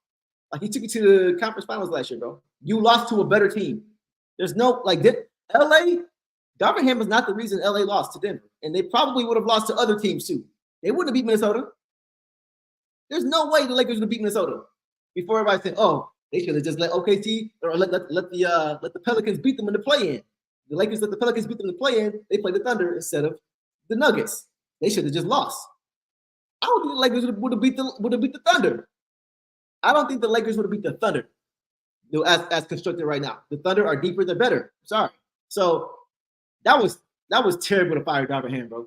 But I think like Chauncey, he would be one of those guys that would really embrace that job. Darvin Ham is a Detroit type of coach. Hard nose. He's not an LA kind of coach. That's glitz and glamour and having the look about you. And that's not Darvin Ham. Darvin Ham is rugged, man. He tough. He tough dude. He big dude, strong dude, tough. He played that way. So I'm not mad at that. I wouldn't mind that at all. I ain't gonna lie. I would not mind that at all. Complete culture shift. My team may be better at X's and O's, maybe. A little more experience. But here's the thing. I'm going to say this too, and then this is going to be my last point for the night. When it comes to coaches, guys, one thing I learned a long time ago, it doesn't work like the NBA draft. With the NBA draft, what are you usually drafting for? What are you looking for? You're looking for either best player available or best fit, right? When it comes to coaches, you can't pick best coach available. You can't pick best player available. More than anything, you need to find the right coach for that team, schematically and otherwise. Tom Gores, or whoever made the pick, I'm not going to say it was him, whoever made the pick, right, whoever did all that, they decided to go best player available to the extent where they gave him more money when he said no. They needed to go best fit. Monty Williams is probably best player available. Darvin Ham is probably better fit. That's why you can't do best coach available when it comes to coaching. You can't do best player available when it comes to coaching. You can't do that. He thought Monty was going to come in based off his past success and just fix everything. No, that's not basketball, man. That's not how it works. That is not how it works. And that just showed me that he don't know what he's doing. That just shows me he don't know what he's doing at all. It just didn't make sense. So anyway, that's why I think you can't go with that mentality, with best coach available. It just doesn't work that way, man. It has to fit. All right. A few more and then we out here, y'all. I was so mad seeing Tay over there for Memphis tonight. It irritated me. I ain't gonna lie. Jimmy will make this team so hard. Yeah. Give me Jimmy Butler all day long, bro. Jimmy and K in the backcourt? Man, what? What? Yeah. He would have spot. Yeah. Yes. Now Devin, we here, bro. I'm telling you, man. Like that's yeah. We need that. We need somebody with some dog who's another guy who's been in the mountain, not the mountaintop, but he's been in the finals, multiple times. And he's a strong personality, but not to the point where he ruins your locker room. He only does that when he feels like guys are soft or he feels like guys aren't committed. That's what he did in Minnesota. You know what I'm saying? So they needed that. I'm sorry. And if he comes here and he feels that way and Go, bro. Get them together. Get them together. Straight up. We need somebody who's going to get these guys together when they need to be led. We can talk about it. I just don't want us fans to act like we can make on this whole team. Nah, I mean, I don't think. Hold on, I already discussed press forward. Yeah, I don't think anybody here is trying to act like they can do anything though.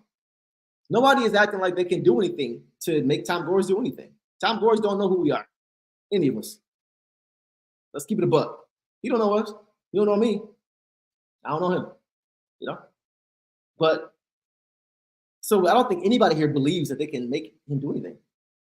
And I think we are discussing pass forward. That's kind of what we're doing. I don't understand what we're. It feels to me, bro, and I could be wrong. It just feels to me you're very, very, very defensive about Tom Gores because all the things that you're suggesting, we're doing them.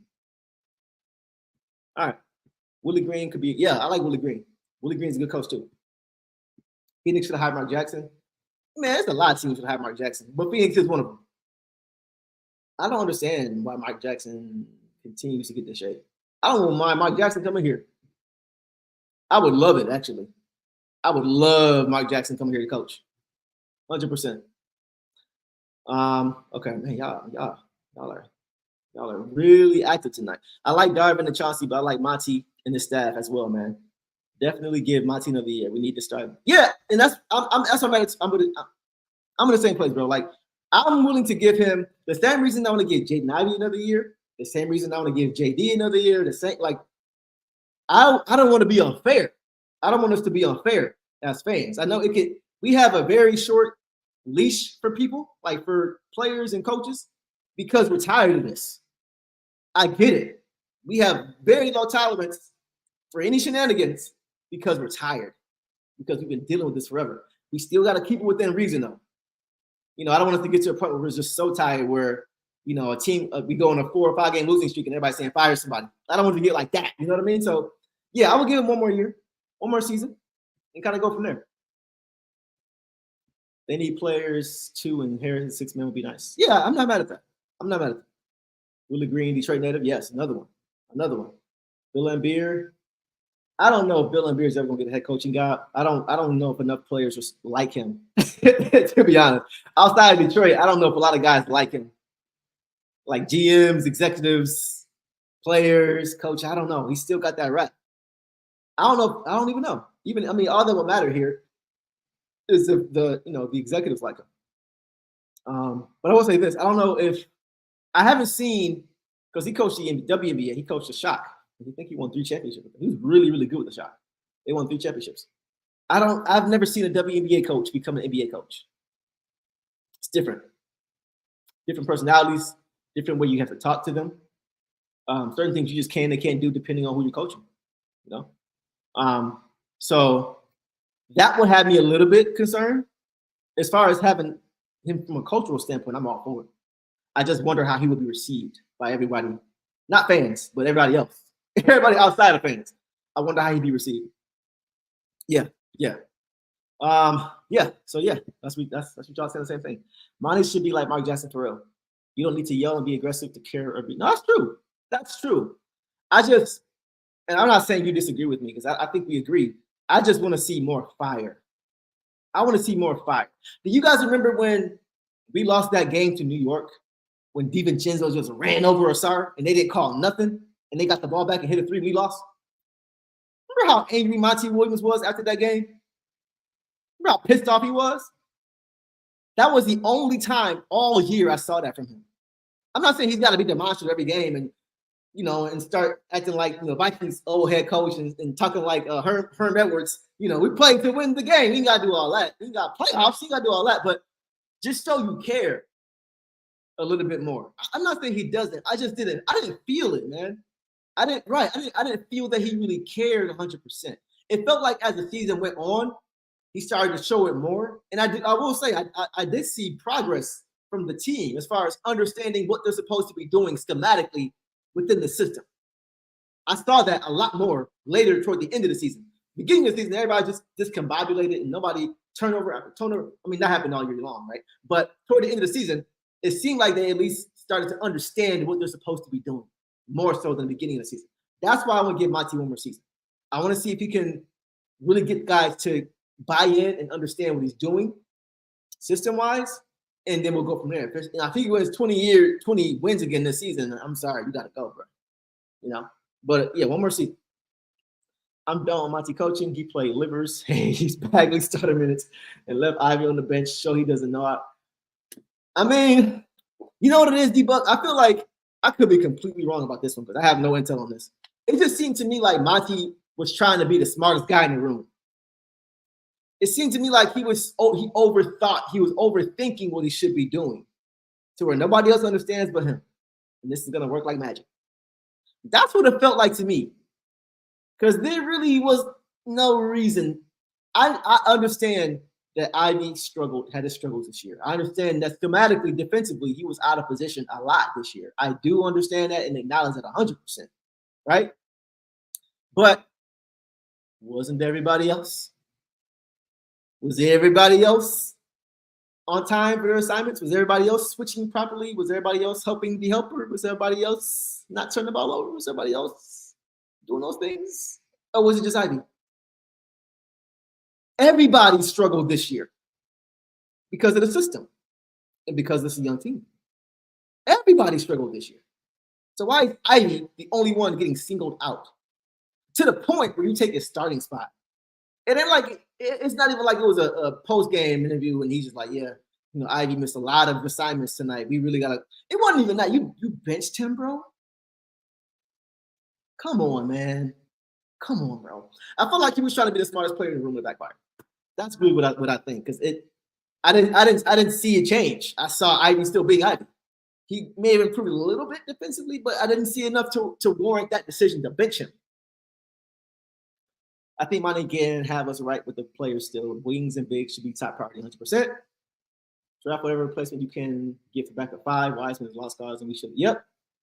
I looking back, I think Bags is probably better than Wiseman, y'all. Looking back.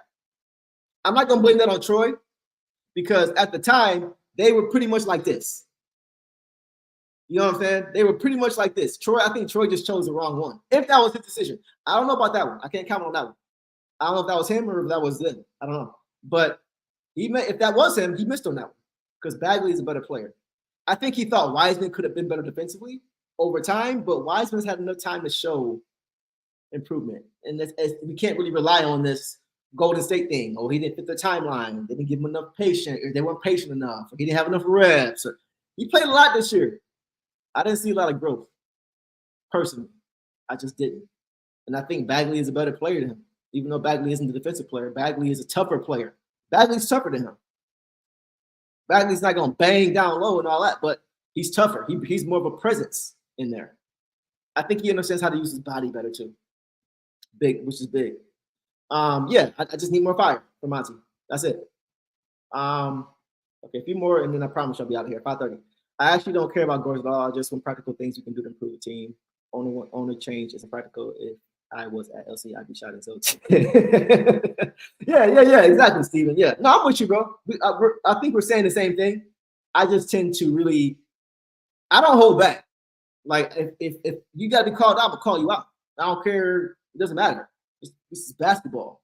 You know what I'm saying? I'm not gonna allow anything to prevent myself from telling the truth. For being honest, that's not how I'm cut, bro. You know what I'm saying? So like, I feel what you're saying. I understand where you're at with it, but I'm still going, man. I'm gonna still complain. I'm gonna still argue. I'm gonna still do all that. You know, but I appreciate what you had to say about it. Let's move on. I think we want to get Ivy. I think he wanted Ivy to get confidence in his offense. Yeah, he killed his confidence. He killed his confidence. Like, you think he's a better player than me? I've done that much wrong? And nobody else has? It's all me? Really? To the point of this? I think that's, yeah. Well, you're probably right there. I agree. Pistons have theater worst top. Yeesh. Now, that's a good point. That's a good point. With Cade, like, Cade has never been a lockdown defender. We all know that. I think Cade can be an above average defender, right? I think he can be an above average defender. He's not a super duper athlete, but he's good enough. He's had his lateral movement is good enough. He's strong enough. He's smart enough. You know what I'm saying? But he's not gonna be a lock. He's not gonna be a clown. That's just not, it's just not his game. He don't have to be. But yeah, Ivy too. We talked about Ivy. He's got to improve, man. He has to improve defensively. I think with him more than JD It's more about understanding the defense and where he's supposed to be and not being out of position. I think it's the reverse. Honestly, with Ivy and Jalen Duren, I think it's the opposite. I think Ivy always plays hard. Ivy always plays hard. That's kind of his problem. He's always going too fast. He's always going full tilt all the time. Like, slow down, pick your spots. I think he always goes hard, but he doesn't understand schematically the system yet. JD is the opposite for me. JD understands what's going on. He understands. He's a very smart player. He's a high IQ player, man. He just doesn't always show it. And that's what we need to see. So those two can work on those things. That alone will make us a lot better defensively. You think he thought pushing Ivy back would make him work harder? That's the thing, though. It ain't like Ivy don't work hard. You know what I'm saying? It ain't like he doesn't work hard. We just talked about JD. Why didn't he bench JD? When JD was having those lapses defensively, why didn't he start Wiseman? You know what I'm saying? Why are you singling out Jaden Ivey? What are you doing? It just didn't make sense to me. He's the one guy who goes outside of Stu.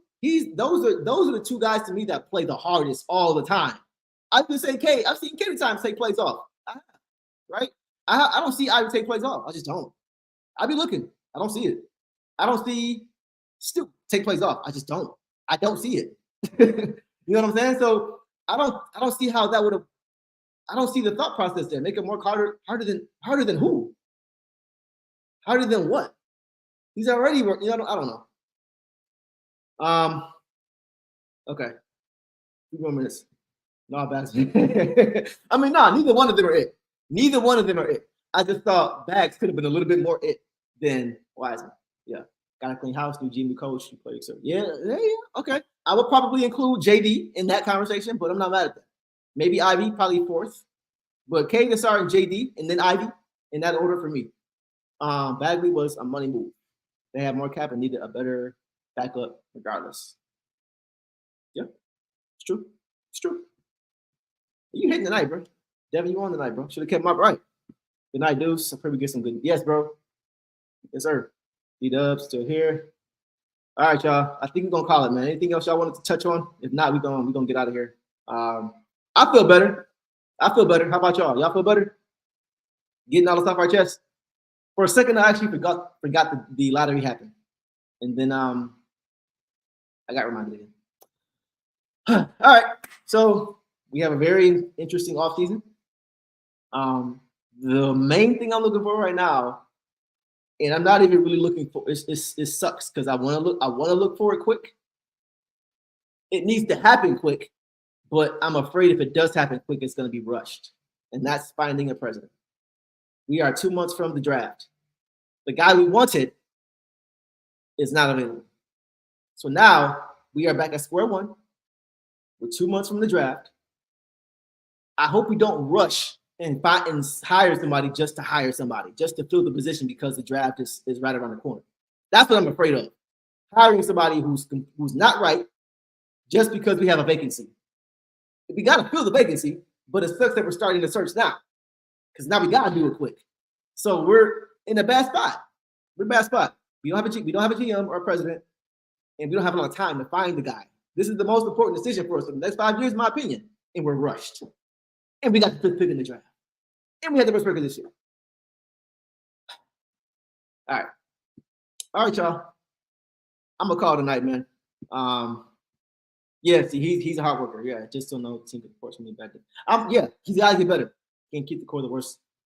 Well said. Can't keep the core of the worst team. That's the statement of the night. You can't keep the core of the worst team in the league. I will feel better when Adam Silver's. Me and you both, bro. Concur on that. For sure. Trade will happen. And it will be interesting free agency. We're gonna wait and see, Devin. Yeah, we're gonna see what happens, man. D-Dub talking about since 2011. Okay. All right, y'all. We're gonna call it tonight, man. I appreciate y'all rocking with me per usual. Me and King will be back on Tuesday. Maybe sooner, depending on what happens tonight in this Denver-Minnesota game. Who y'all got tonight? I have Denver. Let's talk about Denver real quick. Let's have some fun and talk about Denver real quick, and I promise y'all I'm gone. Denver. I have Denver winning the series. I've had Denver winning the series. Initially, to be fair, when they went down 0-2, I was concerned. I was very concerned. But I never said sweep. Never underestimate the heart of a champion. Somebody tell me whose quote that is. Y'all know. Denver's too good to get swept by anybody. Denver is too good to get swept. Their coach, Mike Malone, man, for those who don't remember, his father coached here as an assistant to Chuck Daly. The dude knows Pistons basketball. He's a smart coach, man. That dude, he may be my favorite coach in the NBA. Not Steve Kerr, not Tyronn Lue. Mike Malone is my favorite coach in the NBA. That dude, he just gets it. So back to the T-Wolves in Denver, right? I got Denver in 6 or 7. Yeah, you heard it, 6 or 7. I'm talking like go down 0-2 and come back and win the next 4. Call me crazy. I'm talking like y'all remember Dallas Mavericks when they lost to the Miami Heat in 2006? Won the first 2, and then the Mavericks or Heat figured them out. Won the next 4. Last game, Denver figured something out. They figured out how to get Jamal Murray open. First of all, his calf is way better. He had guys. I've been watching Jamal Murray for like 6, 7 years when he was at Kentucky. He is underrated athletically, bro. Like his first step is pretty quick. And the first 2 games, he did not have any burst or any lift. That's why he was put in jail by McDaniels and AE and Anthony Edwards. And that's why you had Nas Reed blocking his shot at the rim. He had no lift. His calf was messed up. That heating pad he threw in the court was on his calf. he was trying to do whatever he could to keep that thing warm. And so those 3 days off for him really helped. As soon as the game 3 started, I said, oh, he looks way better. Oh, they can't stay in front. Oh, they can't get over top of those screens fast enough. Jaden McDaniels before was getting over top of the screen and then getting back in front. He was getting around Jokic, big body Jokic, and then getting back in front of Murray. And it wasn't because Jokic wasn't setting good screens. It's because Murray couldn't move. You didn't see that last game. And also, they're funneling Murray to the middle of the floor now. The Nuggets are looking to push him to the middle of the floor now, as opposed to the baseline. So those are 2 things to look for. That's what I'm looking for. But I have the Nuggets in 6 or 7. I don't think Minnesota's going to win the series. I think they're a year early. Minnesota is a year early. I think they're that toy. They're that shiny toy that everybody loves to talk about. And I was one of those people. I love, you know what I'm saying? I was right there. I was like, because they are serious. They are serious. But I think something needs to be said for having been to the mountaintop and knowing how to do it. Knowing how to do it. And I still think Denver is the best executing team in the fourth quarter. They're the best executing team in the fourth quarter. They don't hurt themselves in the fourth quarter. They usually win those games. Look at the Lakers last year. Every game in the fourth quarter was close in the playoffs. Lakers got swept. Every game this year, Lakers were winning. For 65% of the series, the Lakers were winning. They were winning. They were up at every half. The Lakers were on the Nuggets. In every game, all 5 of them, the Lakers were winning at the half. Fourth quarter comes, execution. That's what they do, man. And I think Minnesota may have a higher ceiling, but they're not there yet. They're not there yet. Minnesota is the more rugged team, guys. Minnesota is the more physical team. They're the more scrappy team. They are. Denver is more finesse. They play defense the right way. They play it on the string, but they're not physical with it.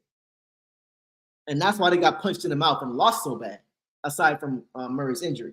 Now, the last game, you saw the physicality. You saw Aaron Gordon getting loose. You saw them not getting bullied, in the paint. You saw them up into guys on the perimeter. You know what I'm saying? You saw that. They matched that intensity. So now it's just X's and O's. Now it's X's and O's. It's not intensity who's going to play harder. The Minnesota Timberwolves took a glass of water, ice cold water, and they threw it on Denver's face. And now Denver is woke. They woke Denver up. And I think Denver is about to win again tonight. It's going to be 2-2. I think they're going to win again. Go 3-2. I think Minnesota's going to win game 6. Tied 3-3. And I got Denver blowing them out at home. Game 7. The same way they blew them out last game on the road. That's my pick. So we'll see. Let's see what you guys say. I know I said a lot. We'll see what we got. Let's see what y'all got. Mini tonight. A lot of mini. Okay, D-Dub. You feel me? Yeah. Denver's win the title again. Boston is a fraud, y'all. I've been saying that forever. Jason Tatum will never win a ring as the guy. Jason Tatum needs to become Jaylen Brown or Anthony Davis or Karl Anthony Towns. He needs to become that. He's not going to win the ring as the guy. He's just not built that way. I'm sorry. He's not. He's not Kobe. As much as he wants to be Kobe, he's not Kobe. He's not. And I'm not throwing shade. He's disappointed me year after year after year with different teams, different regimes, different coaches. Like, come on, man. Like, he just, to me, they shouldn't have lost to the Warriors. They were better than they were more talented than the Warriors. The series was up for grabs. Boston was up 2-1 against the Warriors 2 years ago, 2022. They were up in that game 4. When they were up 2-1, that game 4, they were up in the second half. That was Jason Tatum's time to take the series over, and he did not. He folded. 2-2, Golden State, right? Golden State in Boston 2-2, and Golden State never looked back because then Golden State saw that Boston had opportunity to take the series, and they didn't take it. That's what they saw. And that's so Jason Tatum, to me, just doesn't have that. He just doesn't have that killer instinct naturally. And I think until he gets somebody there who does, he's not going to win a championship. All right. This is not Wolves' year yet. This is just, yes, exactly. I think they're a year ahead of schedule. Next year, totally different story. Totally different story. I can see next year, depending on what happens in the offseason. T-Wolves at 5. Okay. So you don't have Denver with no more games. Tough. Denver has so much experience to lose, but T-Wolves has matchup problems. Yes, they do. They match up. Right. And that's a tribute to Tim Connolly. Tim Connolly, the owner and president. I'm not the owner, the president of the T-Wolves. He built that team because he knew how to beat them because he built Denver. He built Denver and then built Minnesota to beat Denver. That's why they're struggling so much. He knew Denver inside and out. He put the team together. He drafted those guys. He knows them. So he knows how to beat them. It may not happen this year. I don't think it will. But next year, watch out. Well, can't fire the – okay. Shoot. Jeff, I'm trying to be one of those top 5 halftime performers. Oh, I have 2 new songs coming this year, y'all. 2 songs coming. I have not told anybody yet. I have a song called While They Sleep. Shout out to Ashton, AB, my dog. That's coming this summer. It's also going to be featured in the TV show. And then after that, I have another song called – I ain't going to tell you what that was called. But I have another song coming after that. Look for that next season to be played, hopefully during pregame warm-ups like Destination Restoration and Baton Work. So look for that. Just want to throw some positive stuff out there. Let's get back to Denver and Minnesota, and then we done. Mavs, okay, let's talk Mavs. Mavs and 5. I'm here with y'all, man. Y'all throwing stuff at me. Let's talk about it. Mavs and 5 versus OKC. Dang, you ain't got OKC winning no more games. I'm gonna say 6. Mavs and 6. Mavs and 6. The only reason I say 6 is because of the Thunder, the Thunder's depth. They have a deep team. I think they'll get one more. Knicks and 6 versus Knicks are better than Pacers, bro. Even with them being hurt, that's gonna be a scary team. They don't even need Julius Randle. Look what they're doing. They are depleted. They are depleted, man. And they're still playing hard for that. See, that's what I mean. Tom Thibodeau, right? He's not a very boisterous guy on the sideline. He's not a boisterous guy in interviews, but those guys play hard for him, man. You know what I'm saying? He demands it. He demands it. And if you don't play hard for me, bye-bye. Get out of here. You know what I'm saying? He demands it. Those guys go in for him every single night. And a lot of the talent ain't even there. They're still about to go to the conference finals. Imagine when they move off Julius Randle, trade him because they don't need him, bring in somebody else to fit that team to beef him up even more.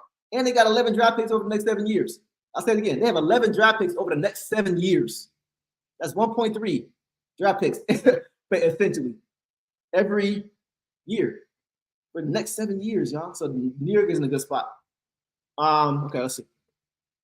I just hate how soft Cat and Rudy are, but they are. Yeah, they are. They are soft, but they play hard enough.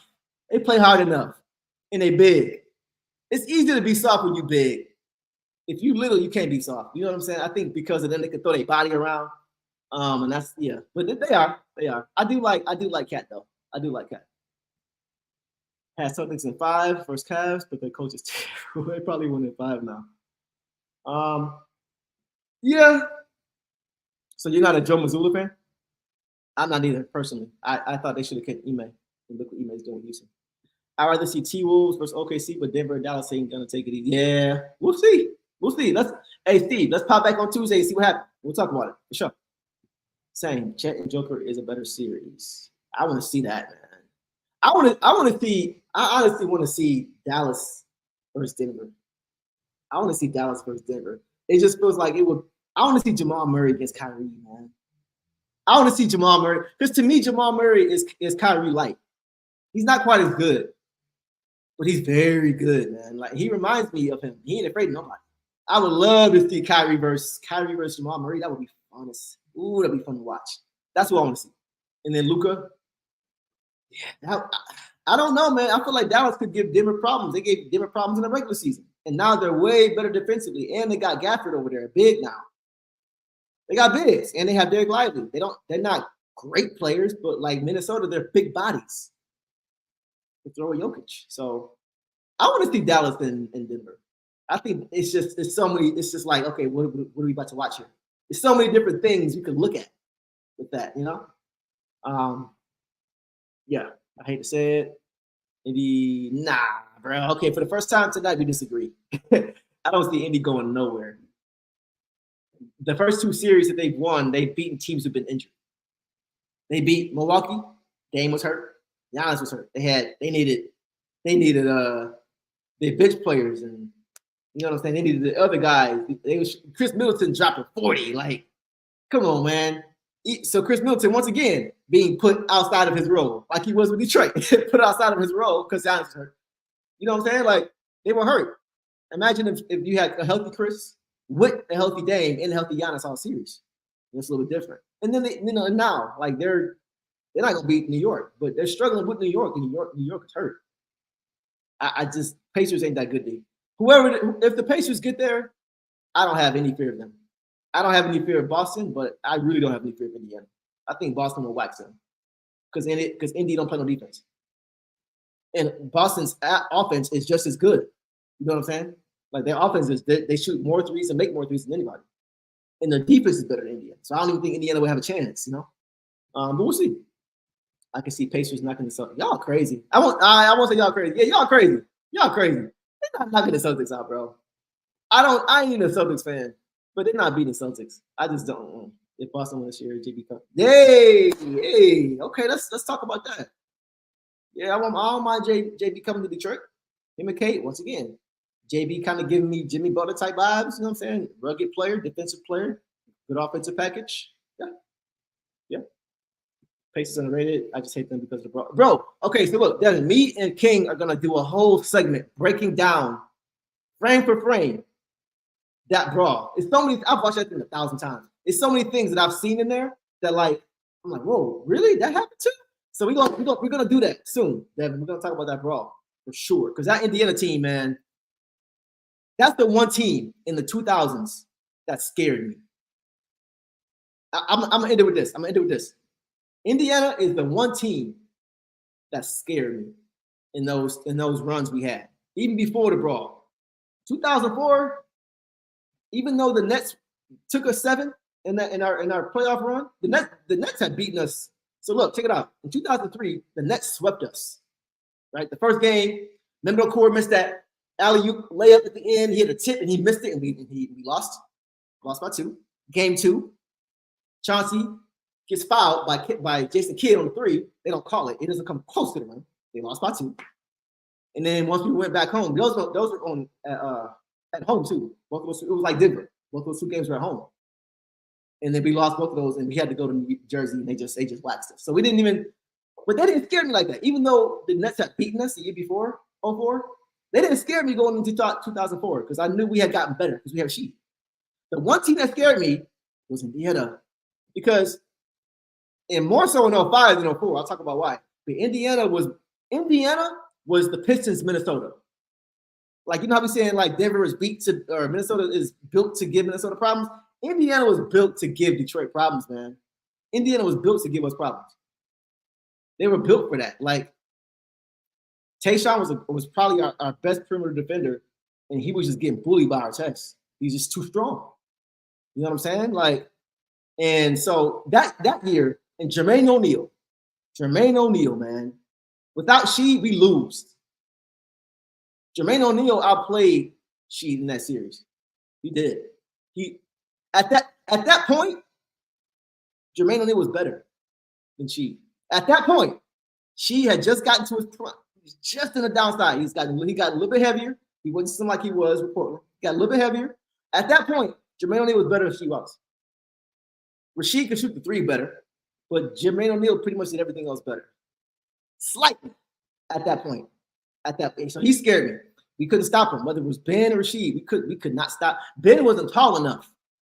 And I don't think Sheed at that point was athletic enough. Jermaine O'Neal was a problem. He was in that conversation with all those guys out west, like the Dirks and the Tim Duncans and the Chris Webbers, all those guys. Yeah, Sheed was right there, and Jermaine O'Neal was right there too. He was just as good as KG. He was right under KG. I'm telling y'all, man, he was that good. He was that good. So they scared me. Indiana scared me. And then the following year, in 05, they really scared me because they wouldn't add Steven Jackson and didn't lose anything. They had Steven Jackson, who was like 6'7" at shooting guard. Our strength at shooting guard was our size. Rip was 6'7". That's negated now because somebody who's just as big and who's stronger is there now. You know what I'm saying? So that first game, the brawl, that game, right? That game. Before that game was even over, before the brawl happened, I'm gonna say this. I'm gonna get off this because I know I'm getting back to. I'm going down memory lane, my Pistons again. Memory lane all day. But before that happened, right? Before the brawl took place, I was extremely afraid of them. I knew that was gonna be the team we saw in the playoffs, I honestly thought, y'all. I won't say it. I thought they were gonna beat us in the playoffs. I did. I thought they were going to beat because we hadn't really gotten better. We had gotten worse, and they had gotten better. They had gotten deeper, and we had gotten. We lost our depth. We got thinner. Think about it. In 2004, our bench we had Mehmet Okur, we had Mike James, we had Corliss Williamson. You know what I'm saying? We had guys. We had guys on that team, but we didn't have those same guys in 2005. We lost Okur because we either had to choose. We didn't have enough cap to keep both Okur and Sheed. And at that time, we were winning now. We wanted to win now. So we had to take Sheed. Lost Okur, right, to free agency. He went to Utah, became an all-star, right?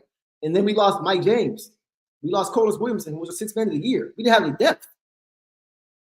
So they got better, and we got worse. And then they blow us out the first game of the following season in 05 on our home court. Like 97-83. It wasn't that close. I love my Pistons, but I got to keep it a stack with y'all. That team scared me, man. So when that happened, you could kind of see it on the players' faces too. If you look at the Pistons, my beloved Pistons, you could see it in their face. The last play, I think, before our test fouled Ben, it was a three. It was a three-pointer hit by Steven Jackson in the corner. And I saw, you could look at the frame, you could see Ben like trying to box out, and it goes in. He's just like you could see, like, they're like, man, this team is, you could see it. So go back and watch, do your homework, because I have done mine. Go back and look at it. But that team, we're going to talk about that, Denver. We're going to talk about Indiana in depth going forward. All right, y'all. I went way longer than I was supposed to go. I throw some shots at Adam Silver on his new side. Hey, we'll see, man. We'll see. Y'all might be giving me some ideas. So yeah, Nuggets in 7, 6 or 7. I'm gonna give the T-Wolves a shot and say, or give them credit and say 7. But I'm gonna go with that. All right, y'all. It's been 2 hours, man. I'm gonna get up out of here. I should have been off. But tough day, man. Tough days of Pistons fan. Tough days of Pistons fan. And now we just gotta wait and see what happens. We can't change it, right? We just gotta really pay attention, keep our eyes and ears open about this presidential situation, the president of basketball operation situation. And once that happens, we'll be here talking about it. So shout out to y'all. Shout out to my dog King. He'll be with me here next stream. And as always, everybody.